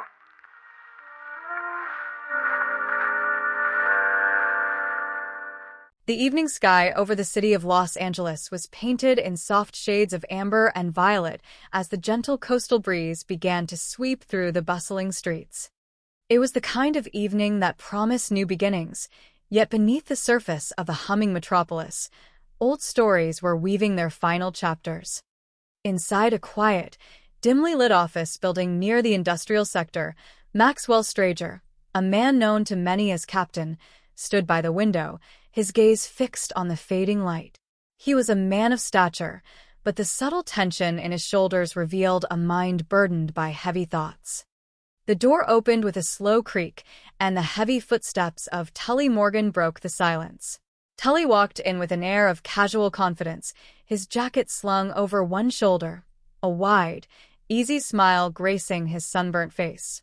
Captain turned around, his expression shifting from caution to relief as he recognized his old associate. He greeted Tully warmly, noting that it was truly wonderful to see him again after such a long interval. He immediately inquired about how things had gone up in the city of San Francisco, anxious to know the outcome of the journey. Tully chuckled softly, tossing his jacket onto a nearby chair as he moved into the room with a relaxed stride. He assured Captain that the entire matter had been an absolute snap, a complete success from start to finish. He added that Captain would no longer have to spend another sleepless night worrying about old Sergeant Major John J. McKittrick making those unexpected trips down here to the south, attempting to put the financial squeeze on their operations. Hearing this, Captain took a deep breath, the visible tension leaving his frame. He moved toward his heavy wooden desk and gestured toward a thick, plain brown envelope that sat squarely in the center of the polished surface. He pointed to it and told Tully that the package was right there, waiting for him. Tully looked at the envelope, then looked back at Captain with an amused expression, asking if Captain wanted him to count the contents before taking it. Captain shook his head gently, questioning why there would be any need for that. The money was all there, exactly as agreed upon, totaling the precise sum of $10,000. Tully picked up the envelope, feeling its weight in his hand, and remarked that there was absolutely no reason to count it. He mused that if two old friends who had been through the thick of life together could not trust one another, it would be a very sad comment on the nature of human existence. Captain nodded in agreement, feeling a sense of shared history bond them in that quiet moment. Tully walked over to the window, looking out at the glittering lights of the city that were beginning to twinkle like thousands of tiny diamonds spread across the valley. He expressed his genuine admiration for the city of Los Angeles, noting that the place had an incredible energy, even though he had not yet had the opportunity to see much of it since his arrival. Captain watched Tully for a moment before speaking up, informing him that he had placed an extra $200 inside the envelope beyond the agreed amount. Tully turned around, looking slightly puzzled, and asked what the extra money was for, since Captain did not owe him a single penny more for the task. Captain explained that there was a scheduled flight departing at 6 hours and 45 minutes that very evening bound for the city of New Orleans, and he had already taken the liberty of making a firm reservation in Tully's name. He urged Tully to hurry along, suggesting that if he did not leave immediately, he might find himself late for the departure. Tully seemed a bit disappointed by the sudden rush. He asked Captain if he did not even want to hear the detailed story of how the entire event had unfolded up north. Captain held up a hand gently but firmly, replying that as long as the job had been executed properly and the issue was resolved, that was the only thing that interested him. Tully nodded, understanding the desire for discretion, but he could not help but share a few details, insisting that the execution had been absolutely perfect. He expressed his happiness about the outcome, describing how upon reaching San Francisco, he had paid a visit to old Sergeant McKittrick's private room. They had spent the evening sharing stories until they both became quite intoxicated, or at least, the sergeant had become heavily intoxicated while Tully had merely faked his own shared indulgence. Captain walked around the desk, repeating that Tully really did not need to recount the finer details of the night. However, Tully continued with an enthusiastic tone, explaining how he had told the old sergeant that he had met a couple of charming young ladies earlier in the day and suggested they go downstairs to the street to meet them. Knowing how fond the sergeant had always been of female company, the plan worked like a charm. They went down together to get into the vehicle, and the street was completely dark, without a single living soul in sight. It was at that precise moment in the shadows that Tully had carried out the deed, letting the sergeant have the full force of his strength. Tully described how he had placed the unconscious man back into the driver's seat of the automobile and allowed the heavy vehicle to roll freely down one of those incredibly long, steep hills that defined the landscape of San Francisco. The car gained immense speed, bouncing off parked vehicles on both sides of the narrow street, before finally crashing violently right through the side wall of a closed corset shop. Tully smiled at the memory, telling Captain that he truly wished he could have been there to witness the spectacular sight, joking that he would be willing to bet the entire sum of $10,000 that the old man's mind was completely scrambled by the impact. Captain adjusted his coat, visibly uncomfortable with the vivid description, and stated that he truly had to leave the office now, reminding Tully once more that he had a plane to catch without further delay. Just as Captain turned toward the exit, Tully's expression suddenly changed, growing sharp and alert. He quietly told Captain not to turn around too quickly, but to be aware that there was a man standing a short distance away across the yard, actively utilizing a camera to take photographs of the two of them. Captain froze, the color draining slightly from his face. He asked in a hushed whisper if Tully was absolutely certain someone was taking pictures of them, and inquired where exactly this person was located. Tully looked out the corner of his eye and indicated that the individual was positioned just behind Captain's current shoulder. Captain asked if Tully was entirely sure of what he was seeing. Tully confirmed it with absolute certainty, suggesting that they should quietly stroll over toward the large stack of lumber piled near the edge of the property line. He instructed Captain that when they reached the edge of the woodpile, Captain should simply keep talking naturally, so as not to arouse suspicion. Following Tully's quiet directions, Captain began to walk, asking if this was the correct spot and trying his best to keep his voice steady as he mumbled random words to maintain the illusion of a normal conversation. Tully moved swiftly into the shadows of the lumber stack, noting that the photographer could no longer see him from that specific angle.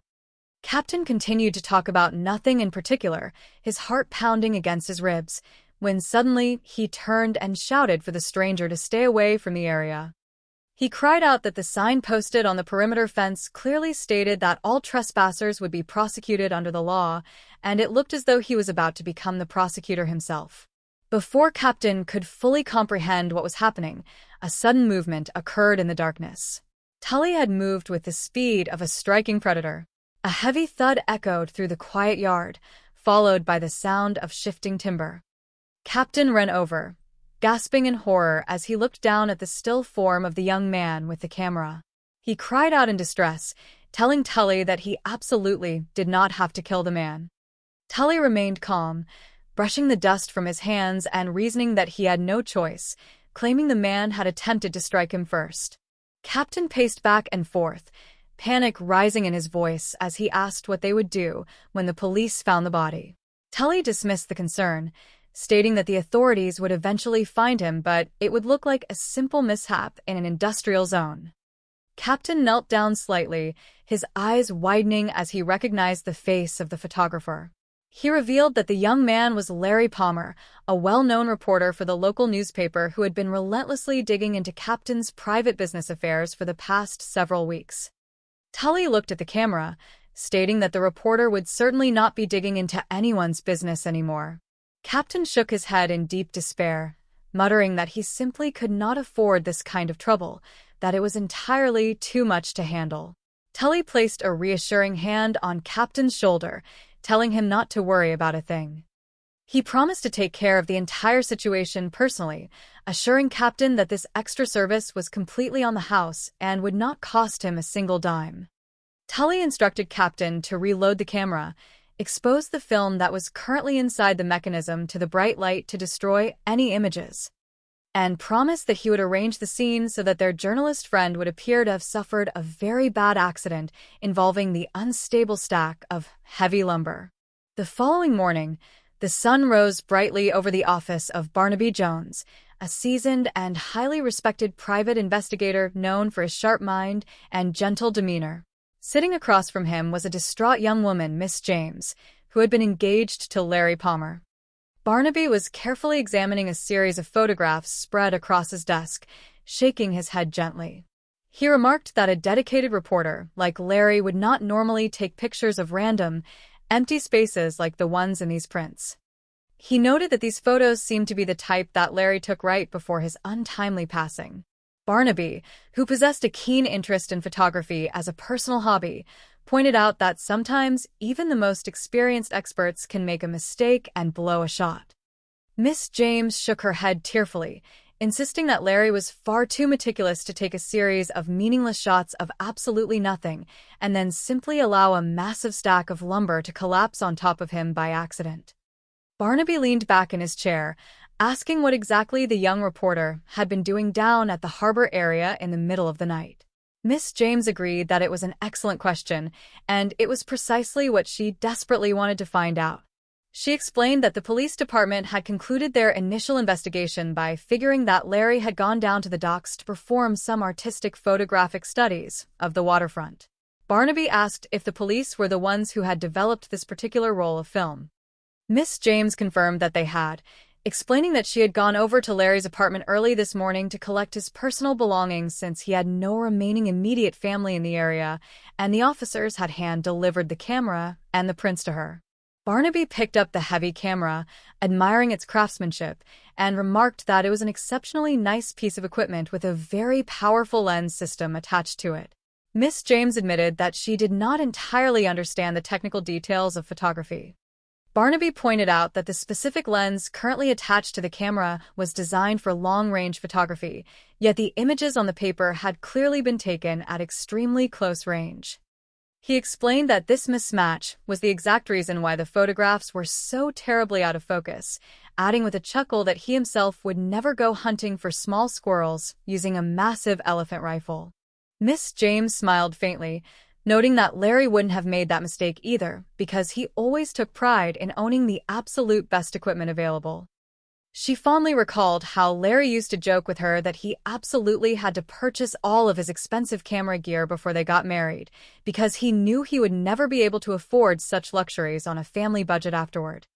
Barnaby's expression grew serious as he held up a hand, asking her to pause for a moment. He asked for the full story, wanting to know who exactly Larry was investigating and what he had discovered. Miss James sighed, explaining that she did not know the identities of the people involved because Larry was always very careful not to reveal too many details about his ongoing investigations until he had gathered all of the necessary facts together in a solid presentation. However, she emphasized that he had been incredibly excited about this particular story, and he had explicitly warned her that the assignment could turn out to be quite dangerous. Barnaby asked if Larry's chief editor at the newspaper was aware of the details surrounding this investigation. Miss James shook her head, stating that Larry was pursuing this lead entirely on his own time. She revealed that a close friend of Larry's had informed him about a man who had been tragically killed in an unusual accident recently up in the city of San Francisco. Barnaby leaned forward, asking if she happened to know the name of the man who had died up north. Miss James replied that she did not know the name, only that Larry had traveled up to San Francisco on his scheduled day off from the newspaper to take some investigative photographs, and that was the absolute extent of what she knew. Barnaby inquired if there were any other pictures or negatives preserved inside Larry's apartment. Miss James explained that there were none left in the apartment, as Larry had left the rest of his work with the newspaper's professional photo developer for processing. Barnaby reassured her, stating that it was perfectly fine and that he could easily pay a visit to the newspaper's developer to ask about the prints. Miss James looked at him with a glimmer of hope in her eyes, asking if this meant he would truly look into the matter for her. Barnaby nodded kindly, promising that he would perform some thorough checking around the city, though he gently cautioned her that he could not guarantee he would find anything definitive.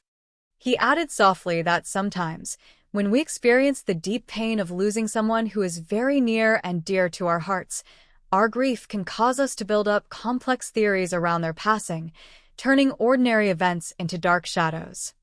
Miss James looked at him with fierce conviction, stating firmly that whatever Larry was pursuing before his death was absolutely no shadow, unless shadows had somehow found a way to kill innocent people. Later that afternoon, across town at the beautiful suburban residence of Captain Maxwell Stranger, a joyous atmosphere filled the air. The spacious backyard was beautifully decorated for an upscale garden party. Captain's daughter, Diane Stranger, a bright and lovely young woman, walked up to her father with a bright smile. Captain looked at her with immense pride and affection, telling her that she looked absolutely beautiful this afternoon. Diane thanked him warmly, expressing her deep wish that her mother could have lived long enough to be here with them to enjoy all of this success and beauty. Captain agreed softly, his eyes reflecting a momentary touch of sadness. Diane changed the subject cheerfully, mentioning that she had personally rearranged the floral centerpieces after the professional florist had left, and asked how they looked. Captain smiled, assuring her that they were just perfect, paying special attention to the gorgeous arrangement of red roses. Diane suddenly smiled mysteriously, telling her father that she had a wonderful surprise for him. She turned toward the garden path just as Tully Morgan walked into view, dressed in a sharp suit and wearing his signature confident smile. Captain's smile froze instantly as he saw Tully walking across his private lawn. Diane introduced Tully with enthusiasm, telling her father that since Tully was such a good friend of his from their old days in the military, Captain ought to be thoroughly ashamed of himself for not inviting him to the celebration in the first place. Captain tried to keep his composure, stammering slightly as he explained that he had assumed everyone else attending the party would be so much older than Tully. Tully laughed easily, stepping forward to shake Captain's hand, remarking that he genuinely liked older people, though he was quite fond of young ones as well. Diane asked Tully what he would like to drink, offering to fetch it for him immediately. Tully politely declined, assuring her that he could find the refreshment station easily enough on his own, joking that he had always been exceptionally good at locating bars wherever he went. As Tully walked toward the drink station, Captain drew Diane aside, his voice laced with quiet concern. He asked her where exactly she had met Tully. Diane explained that she had run into him at the office earlier that day, right after Captain had left for the afternoon. She asked her father why he seemed so concerned.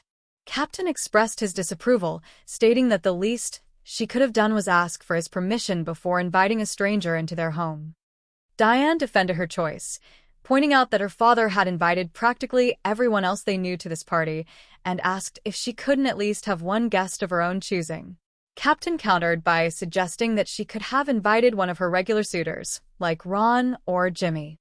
Diane rolled her eyes playfully, stating that Ron and Jimmy bored her completely, whereas Tully was incredibly charming and cute. Captain could only watch in silence, a deep sense of dread settling into his stomach as he watched Tully mingle with the guests. Meanwhile, Barnaby Jones was visiting a small, cluttered workshop belonging to Joe Rockwell, a skilled craftsman and the close friend of Larry Palmer, who had tipped him off about the San Francisco story. Joe was carefully adjusting a piece of machinery while Barnaby stood by, watching him work. Joe told Barnaby to give him just 1 second, and he would have the current piece completely finished. Barnaby complimented the craftsmanship, noting that Joe did exceptionally good work. Joe thanked him, admitting that he was considered one of the best in his field, but lamented that if he could only catch up on his massive mountain of back orders, he might finally be able to get started on the projects he should have completed the previous week. Barnaby leaned against a workbench, turning the conversation to a more serious matter. He asked Joe if he had any concrete idea why Larry had suddenly decided to travel all the way up to San Francisco to investigate the accidental death of Sergeant McKittrick. Joe stopped working and wiped his hands on a rag, explaining that he wasn't entirely certain of everything, but he was the one who had originally cut out the newspaper article regarding McKittrick being killed and handed it to Larry. He recalled that Larry had completely flipped with excitement when he read the text, stating instantly that he could smell a massive, groundbreaking news story hidden within the details. Barnaby inquired about the nature of the story Larry suspected. Joe explained that when he and Larry were serving together in Vietnam, there were a large number of heavy, persistent rumors circulating through the ranks regarding Sergeant Major McKittrick. He noted that in the military structure, a sergeant major often wields more practical power than most people would ever believe. Joe revealed that McKittrick had allegedly utilized his considerable authority to secretly divert valuable military supplies, which ultimately ended up being sold for immense profit on the black market. Joe continued, explaining that later on, additional rumors surfaced regarding heavy construction equipment being intentionally and falsely certified as mere salvage. This equipment was then purchased for pennies by stateside companies, shipped across the ocean, and sold all over the world as good as new. Barnaby asked if McKittrick had ever been officially investigated by the military authorities. Joe smiled grimly, noting that it was a funny thing, because an official investigation had indeed been launched near the very end of the war, but that investigation never managed to get very far. He recalled that one fateful night, a group of enemy fighters managed to infiltrate the military compound and launched a devastating attack against their position. Joe detailed how 2 of the primary buildings destroyed in that specific raid happened to be the exact structures that housed all of the shipping manifests and supply records. He remarked that it was an incredibly convenient and good deal for McKittrick, as well as for whoever else was involved in the scheme with him. With the official records completely reduced to ashes and the general confusion surrounding the pulling out of American forces, the entire investigation simply faded away into obscurity. Therefore, when Larry saw the recent article about McKittrick's fatal accident, he immediately figured there was far more to the situation than a simple stroke of bad luck. Joe admitted that he wasn't personally sorry to hear that McKittrick had met his end, stating firmly that it was scum like that who put a terrible name on all of the honest veterans who had served their country honorably. He lamented that a few rotten apples in the barrel made the public treat all veterans like lepers. Joe considered himself incredibly lucky because he already knew how to perform his current trade before entering the service, whereas the vast majority of returning veterans couldn't even find a basic job. He noted with a touch of sadness that this time around, when Johnny came marching home, There weren't any grand parades waiting for them, only endless lines at the unemployment office. Suddenly, the telephone on the wall began to ring. Joe offered to answer it, noting that he could at least make himself useful around the shop. He picked up the receiver and announced the name of his business, Joe Rockwell and Company. After listening for a moment, he held the phone out toward Barnaby, informing him that it was his professional answering service trying to reach him. Barnaby thanked Joe and took the receiver, greeting the operator. The voice of his dependable daughter-in-law, Betty Jones, came through the line from San Francisco. Barnaby welcomed her call, and Betty informed him that she had gathered some very interesting information. She revealed that she had located and spoken directly with the manager of the apartment building where McKittrick had been living. The manager recalled that on the very night McKittrick was killed, he had been drinking heavily inside his apartment with a male friend. Barnaby asked if the manager knew the identity of this mysterious companion. Betty explained that the manager himself did not know, but the manager's young son had caught a clear glimpse of the visitor later that evening when he delivered a bucket of ice to the room and overheard something being said about the visitor being an old army buddy. Barnaby urged Betty to obtain a detailed physical description of this individual from the son, emphasizing that it was extremely important to their case. Betty promised to do so as soon as the young man returned home, which was expected to be sometime the following day. Barnaby told her to call him the absolute moment she received the details, and they said their goodbyes. Hanging up the phone, Barnaby turned back to Joe, noting that it now seemed highly probable McKittrick was sharing drinks with a close associate just moments before his death. He asked Joe if he happened to know anything about the specific members of that old military investigation team. Joe replied that he did not know them personally, but he knew for a fact that there was a man currently living right here in town who had served directly on that investigation team. He suggested the man would be highly interesting to talk to, revealing his name as Maxwell Strager, though he did not know his current residential address. Barnaby thanked him, stating that he would find a way to discover the address. The next afternoon, back at the Strager residence, the tension between Captain and his daughter had reached a boiling point. Captain stood in the living room, his face pale with worry as he confronted Diane about her sudden closeness with Tully Morgan. He stated firmly that Tully was simply not their kind of person. Diane turned to him, looking frustrated, and demanded to know exactly who qualified as their kind of person. She questioned if it had to be someone he had gone to school with.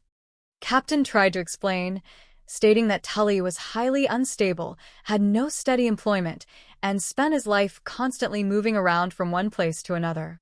Diane dismissed his concerns, pointing out that Tully actually possessed plenty of money, and revealed that he was currently in the process of buying a financial partnership into a popular bar down at the beach.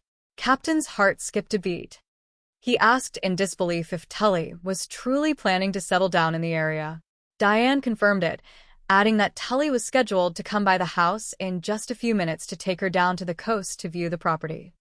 Captain became even more agitated, asking if she had truly made another date with him so soon.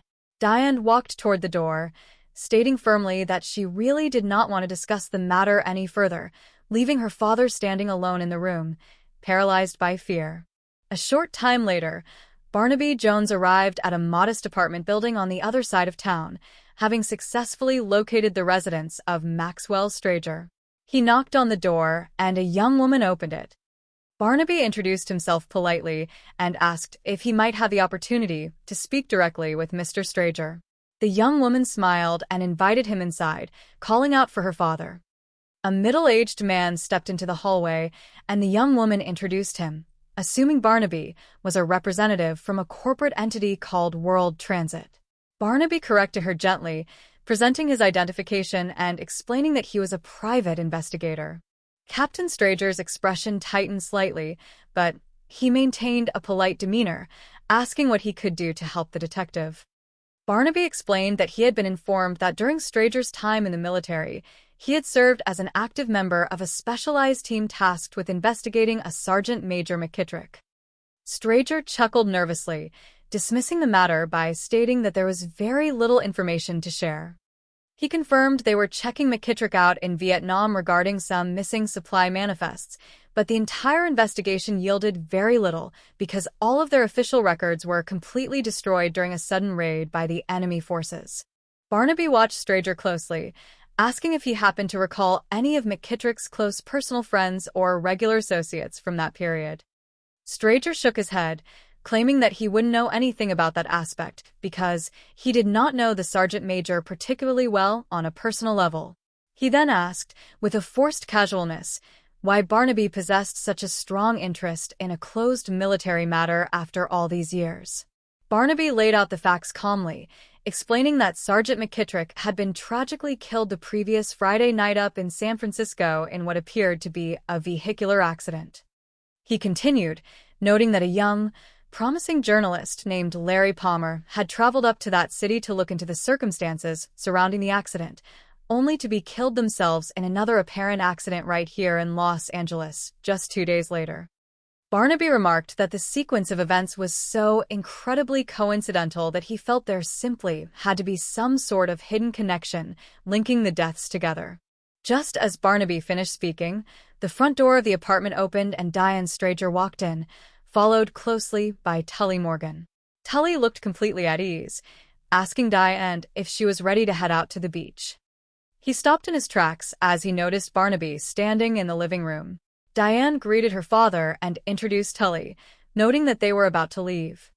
Tully looked at Barnaby, trying to read the situation, and remarked that he was about to invite Diane's father to join them for a drive, but he could clearly see that the captain was deeply tied up in important business matters. Diane laughed softly, explaining to Tully that it wasn't a business meeting at all, but rather a conversation with a private detective. Tully's eyes narrowed slightly, though his smile remained fixed on his face. He asked in a casual tone what a private detective could possibly want with Captain. Diane explained that the detective was asking questions about an old sergeant major who had been killed in an accident up in San Francisco recently, as well as a newspaper reporter who had met a similar fate. She then turned to Tully, urging him that if they were going to see the beach property and fit in some swimming before the sun went down, they would truly have to hurry along. Tully agreed quickly, and the two young people exited the apartment, leaving Barnaby alone with Stranger. Barnaby turned back to Captain Stranger, confirming that McKittrick had indeed been living in San Francisco at the time of his passing. He shared that his daughter-in-law was currently up there performing some detailed checking on his behalf, and she had successfully located a witness who claimed to have seen McKittrick sharing drinks with an old military buddy just prior to the fatal crash. Stranger swallowed hard, repeating the phrase under his breath. Barnaby added that he was currently expecting a follow-up telephone call from her containing a complete physical description of this mysterious companion. He explained that once he received that description, he would be able to hook a few vital pieces of the puzzle together, connecting McKittrick, Palmer, and the old black market supply operation. Stranger forced a polite smile, wishing Barnaby the absolute best of luck in his ongoing investigation. Barnaby thanked him kindly, invoking a famous philosophy by remarking that he had always found, much like the great writer Mark Twain once observed, that the harder he worked at a case, the luckier he seemed to get in finding the truth. With that, Barnaby took his leave, stepping out into the bright afternoon sun. As soon as the detective was gone, Stranger's composure completely shattered. He placed a frantic phone call to Tully, demanding that they meet immediately at an isolated spot near the edge of town. When Tully arrived, completely unbothered, Stranger grabbed him by the arms, his voice trembling with pure terror. He told Tully that he was trying one last time to get through to him, explaining that Barnaby Jones was actively closing in on a physical description of the man from San Francisco, and that Tully absolutely had to gather his things and get out of town immediately. Tully shook his head, stating smoothly that he saw no reason to leave because he truly liked it here in Los Angeles. He urged Captain to relax, wishing he could have seen the wonderful potential of the beach bar they had visited earlier that afternoon, promising it was going to be a phenomenal moneymaker for both of them. Stranger shook his head in absolute despair, crying out that Tully was failing to see the gravity of the situation. He explained that if the detective managed to trace those perfect accidents back to Tully, it would be an absolute certainty that the trail would lead straight to Captain as well. He pleaded with Tully to leave the state, change his name, and start a new life where nobody would ever recognize him. Tully looked at Stranger with a cold, unwavering intensity. He stated softly that he wished he could comply, reminding Captain that they were the best of friends. Tully asked, with a chillingly calm demeanor, how many friends Captain had in this world who would be willing to lay down everything and eliminate 3 individuals just to protect his safety. Stranger corrected him sharply, his voice dropping to a whisper, stating that it was only 2 individuals. Tully smiled a dark, knowing smile, correcting Captain in turn by stating it was definitely 3. He asked if Captain was somehow forgetting about young Corporal Adams back in Vietnam. He reminded him that the corporal was the one who had accidentally discovered the secret financial documents regarding the heavy equipment deals that Captain and Sergeant McKittrick were scamming behind the military's back. Stranger turned his face away, unable to deny the truth of the memory. Tully shrugged his shoulders casually, suggesting a solution to their current dilemma. He proposed that he would simply locate this detective, Barnaby Jones, and take him out of the picture permanently, asking Captain how that sounded as a plan. Stranger looked at him in horror, asking what Tully intended to do about the detective's daughter-in-law who was gathering evidence up north, questioning if he intended to take her out as well. Tully replied with chilling indifference, stating that if the woman turned out to be a persistent problem, he would simply snuff her out as well, telling Captain not to spend another moment worrying about it. Stranger could no longer handle the monstrous reality of what they had become. He drew himself up to his full height, his voice shaking with a mix of anger and desperation. He told Tully that this was the absolute end of their association. He ordered Tully to get moving and get out of his sight forever, threatening that if he ever saw him again, he would take matters into his own hands. Tully looked at him for a long moment, the warmth completely vanishing from his eyes. He nodded slowly, stating that he understood the message perfectly. However, he added with a wicked smirk that before he departed the city for good, he thought he might just drop by the family residence one last time to say a proper goodbye to beautiful Diane. Stranger's face turned a violent shade of crimson. He stepped forward, his voice dropping to a deadly, fierce whisper, warning Tully that if he ever went anywhere near his daughter again, he would personally blow his brains out without a single moment of hesitation.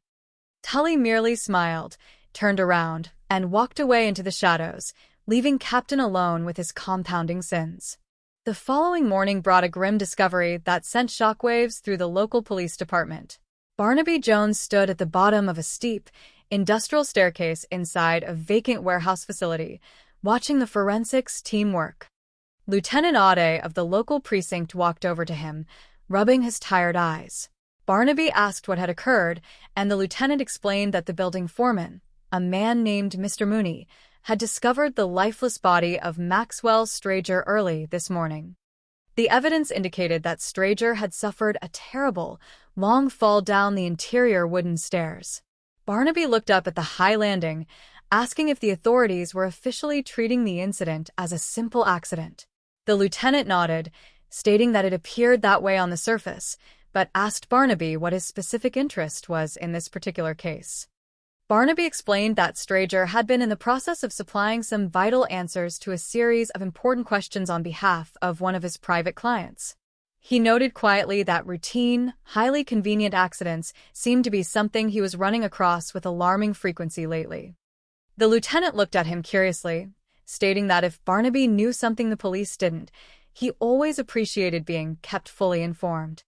Barnaby assured him that he didn't know where his investigation was leading just yet, but promised that the moment he reached a solid conclusion, he would let the department know immediately.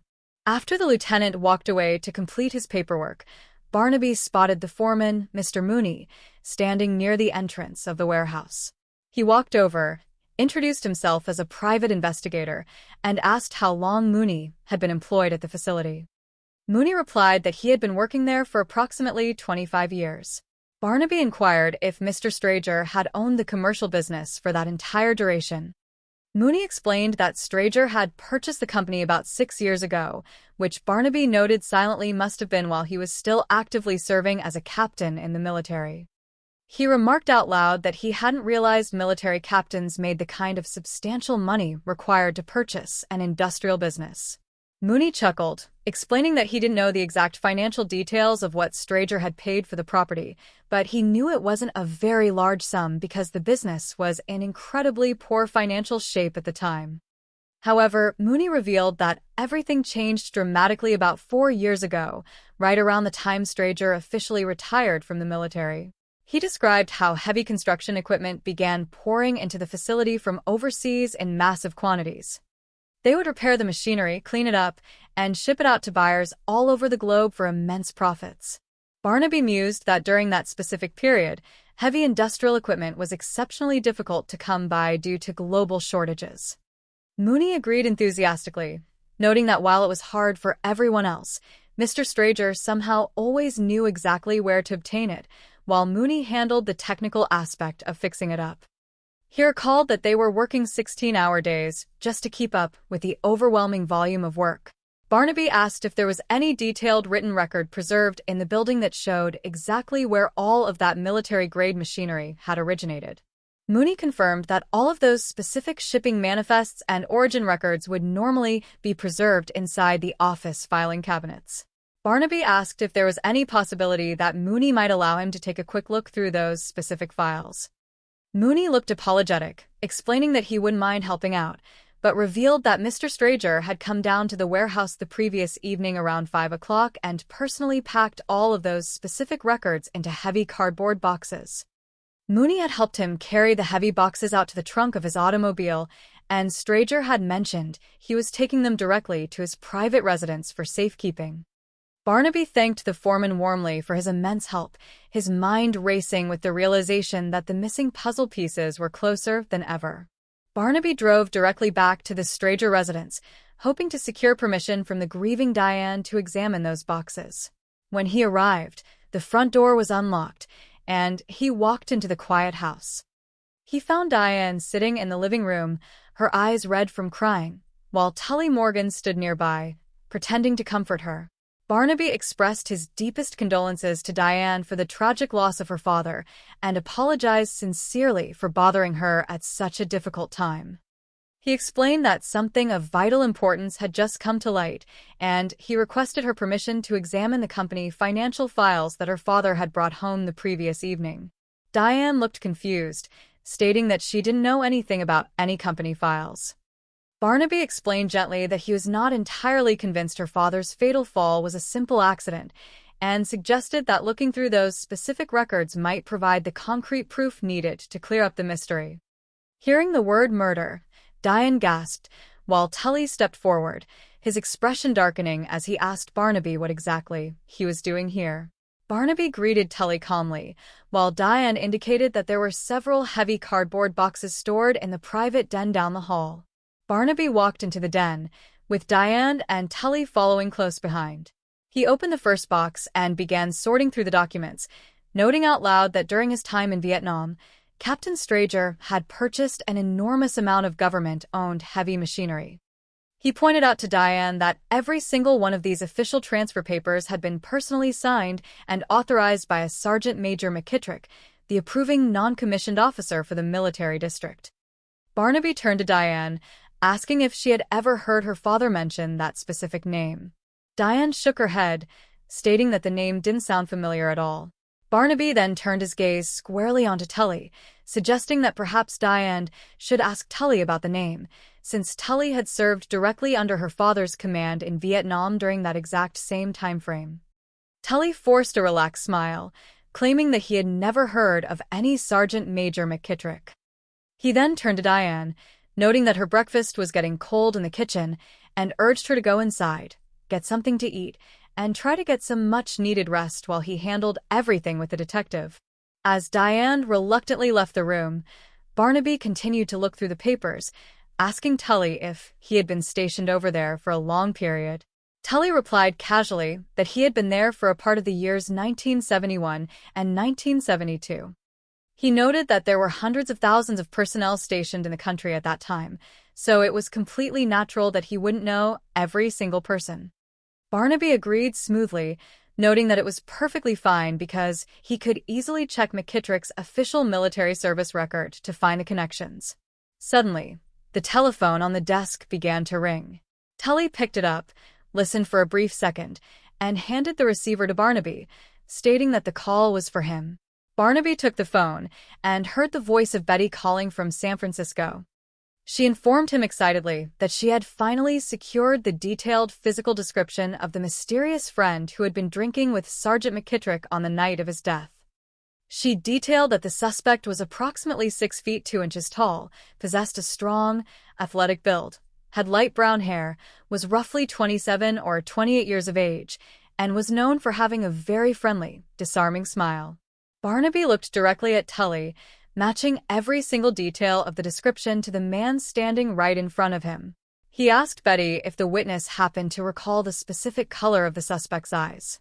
Betty replied that the witness didn't know that detail. Barnaby smiled, telling Betty that she had done a magnificent job, and joked that she should go out and buy herself another beautiful new dress as a reward, entirely on his account. He hung up the phone and looked at Tully, remarking casually that his daughter-in-law absolutely loved to travel and never missed an opportunity to visit the city of San Francisco. Tully maintained his composure, stating that he hadn't visited that northern city in a couple of years because he thoroughly disliked the thick coastal fog. Barnaby smiled gently, noting that on certain days, things up there could turn out to be as clear as a church bell on a beautiful Sunday morning. Wanting to confirm his suspicions regarding Tully's physical capabilities, Barnaby paid another visit to the workshop of Joe Rockwell later that evening. The shop was empty except for Joe, who was shutting down the heavy machinery for the night. Barnaby walked in, and Joe greeted him warmly, noting that he was just wrapping up a grueling day of work. Barnaby asked Joe if during his time stationed in Vietnam, he had ever run across a soldier named Tully Morgan. Joe's expression grew serious as he nodded, stating that he had met him once and had heard a great deal of disturbing stories about him. He confirmed that Tully had been a member of Captain Strager's specific military outfit. Barnaby inquired about what kind of soldier Tully had been. Joe stated firmly that Tully wasn't worth a single damn as a soldier. He revealed that Tully had gotten into a violent altercation with another corporal and had ended up killing the man with his bare hands. Joe explained that Tully had claimed the act was entirely done in self-defense and somehow managed to escape any real punishment from the military court-martial. Barnaby asked how he could have possibly lucked out of such a serious charge. Joe explained that Captain Strager and Sergeant Major McKittrick had both served as the primary eyewitnesses to the altercation, testifying under oath that the other soldier had come at Tully with a deadly knife, and that the incident occurred so quickly they couldn't possibly intervene to stop it. Joe added that Tully was an advanced black belt martial arts expert who possessed the ability to kill a man with a single, precisely placed blow. Barnaby nodded slowly, noting that it must have been incredibly nice to have powerful friends like that looking out for you in a time of trouble. Joe added that due to Tully's extensive history of violent behavior and mental instability, the military ultimately booted him out of the service with an undesirable discharge, which was the absolute last anyone had ever heard of him. Armed with this critical piece of information, Barnaby visited the local coroner's office to examine the official autopsy reports for both Larry Palmer and Maxwell Strager. Lieutenant Aude met him in the hallway, handing him the medical files and asking if the autopsy documents were providing any actual help to his private investigation. Barnaby flipped through the pages, his eyes widening as he discovered a striking detail. He pointed to the documents, showing the lieutenant that both Strager and the young reporter had suffered identical skull fractures. The fractures were lateral in nature, located no more than a half-inch apart on the bone structure. Barnaby remarked that the precision of the injuries looked exactly like the result of a masterfully delivered martial arts strike. The lieutenant looked skeptical, pointing out that the autopsy reports also indicated several other severe, fatal injuries on both bodies consistent with a long fall or heavy crushing impact. Barnaby countered by explaining that those secondary injuries could easily have occurred after the fatal skull fracture had already been delivered, as a clever way to mask a cold-blooded murder as a simple workplace accident. The lieutenant admitted that while Barnaby's theory was incredibly compelling, there was still no concrete forensic proof to back up such a wild claim. Barnaby urged the officer to perform a bit of logical supposing with him. He laid out the entire criminal enterprise, describing how two men in Vietnam had devised a massive scheme to rip off the federal government. One of them utilized his high-ranking position to certify valuable machinery as worthless salvage, while the other operated a commercial business stateside to receive the goods and sell them for an immense profit. The lieutenant followed the logic, asking where the theory led. Barnaby continued, explaining that when an official military inquiry was launched, Captain Strager was placed directly on the investigation team, allowing him to successfully scuttle the entire probe from the inside. Furthermore, Barnaby deduced that whenever someone involved in the massive scheme threatened to expose the truth or stepped out of line, they would employ the services of a highly trained, lethal expert like Tully Morgan to eliminate the threat cleanly. The lieutenant realized the pieces fit together perfectly, acknowledging that Joe Rockwell's confirmation of Tully's martial arts background placed him at the center of the web. Tully was the common denominator, having been stationed in the exact same place at the exact same time as Strager, McKittrick, and Palmer, and he was now the only one of the four individuals left alive. Furthermore, the physical description gathered by Betty matched Tully perfectly. The lieutenant promised to secure a copy of the old military autopsy from Vietnam regarding the corporal Tully had killed, to see if the skull fractures matched as well, and warned Barnaby to stay far away from the dangerous suspect, leaving the arrest entirely to the police department. A short time later, back at Barnaby's private office, Betty was preparing to close down the reception desk for the evening.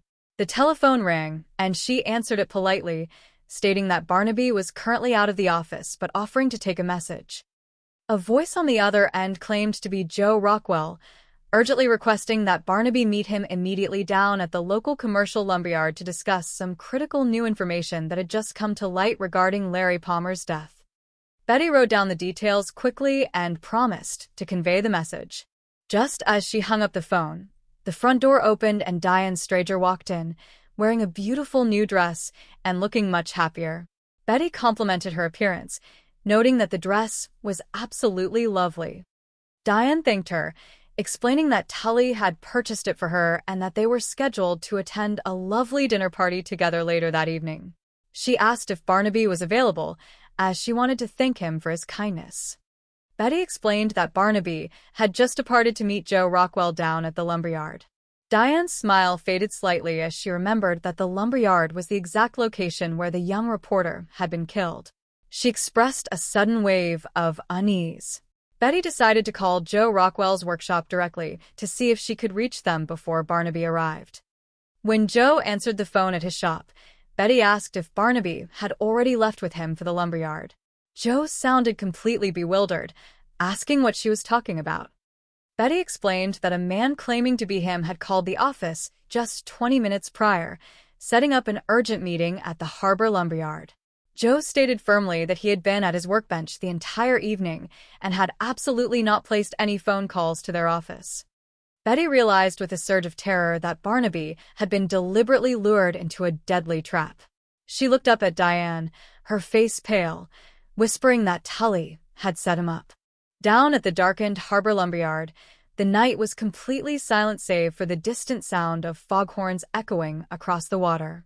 Barnaby Jones walked carefully through the towering stacks of massive wooden beams, his flashlight cutting through the thick mist. He held his hand near his pocketed firearm, his senses heightened. Suddenly, a floorboard creaked behind him. Barnaby turned swiftly, aiming his flashlight into the darkness, but before he could react, Tully Morgan stepped out from behind a massive woodpile, holding a heavy iron bar in his hands. Tully laughed coldly, noting that the old detective certainly hadn't expected to find him waiting here in the shadows. Barnaby stood his ground, his voice calm and steady as he remarked that he wasn't overly surprised by the ambush. He noted that a guilty, cornered dog always hollers first before attempting to bite back against the hand of justice. Tully raised the weapon slightly, stating with absolute malice that he bit incredibly hard and promised that Barnaby was about to experience his lethal capabilities firsthand. Barnaby pointed out that the police department was already fully aware of his entire criminal history and asked Tully if he wasn't even a little bit afraid that the authorities would eventually track him down and bring him to justice. Tully dismissed the threat arrogantly, claiming that after he was completely finished dealing with Barnaby, he would be long gone from the city and the police would never be able to find a single trace of him. He warned Barnaby not to attempt to draw his firearm, boasting that he knew his own physical striking range perfectly and could easily eliminate him before Barnaby could ever touch his weapon. Barnaby kept Tully talking, slowly stepping backward to create a safe distance between them. He remarked that Tully's previous 3 victims certainly hadn't been given a fair chance to defend themselves. Tully defended his monstrous actions, claiming that Sergeant McKittrick brought the fate upon himself by attempting to aggressively extort Captain Strager's successful business. He added that the young reporter, Larry Palmer, had no business spying on their private affairs down at the harbor, and as for Captain Strager himself, he had made a fatal mistake by attempting to break up the deep bond of friendship between Tully and Diane. Barnaby asked about the young corporal back in Vietnam, questioning if he had been given a fair chance as well. Tully admitted with a grin that the corporal had discovered the highly lucrative heavy equipment scam that Captain and the sergeant were running and was planning to report the entire operation to the adjutant general. Tully stated with absolute coldness that his associates had asked him to snuff the man out to protect their secrets, so he simply did what was required of him. Barnaby noted carefully that the physical distance between them had now widened significantly, providing him with a clear, safe advantage. He told Tully that the distance was now great enough that he would easily have a proper chance at tagging him with his firearm before Tully could ever hope to reach him with a martial arts strike. Tully realized he had lost the tactical advantage of surprise. He dropped the iron bar and backed into the maze of lumber, shouting in defiance. Barnaby followed him deeper into the yard, keeping his weapon trained on the shadows. He called out for Tully to come out into the open, stating firmly that the entire game was finally over and that he had successfully trapped him up a tree. Suddenly, Tully lunged forward from a side pathway, attempting one final, desperate strike. Barnaby reacted with the speed and precision of a seasoned lawman, sidestepping the blow and using Tully's own momentum to send him crashing heavily into a massive stack of timber. The heavy wooden beams shifted and fell, securely pinning the killer to the ground and rendering him completely helpless. A few moments later, the bright flashing red and blue lights of multiple police cruisers illuminated the dark lumberyard as Lieutenant Audet and his officers rushed into the area. They quickly secured Tully in heavy steel handcuffs, lifting him away from the debris. The lieutenant walked over to Barnaby, patting him firmly on the back and expressing his immense relief that the detective was safe. Barnaby smiled gently, looking out at the calm ocean water as the morning fog began to lift, revealing a bright, clear sky. Justice had finally been served. The memory of innocent lives had been thoroughly vindicated, and the shadows that had haunted the city were completely dispelled by the light of truth.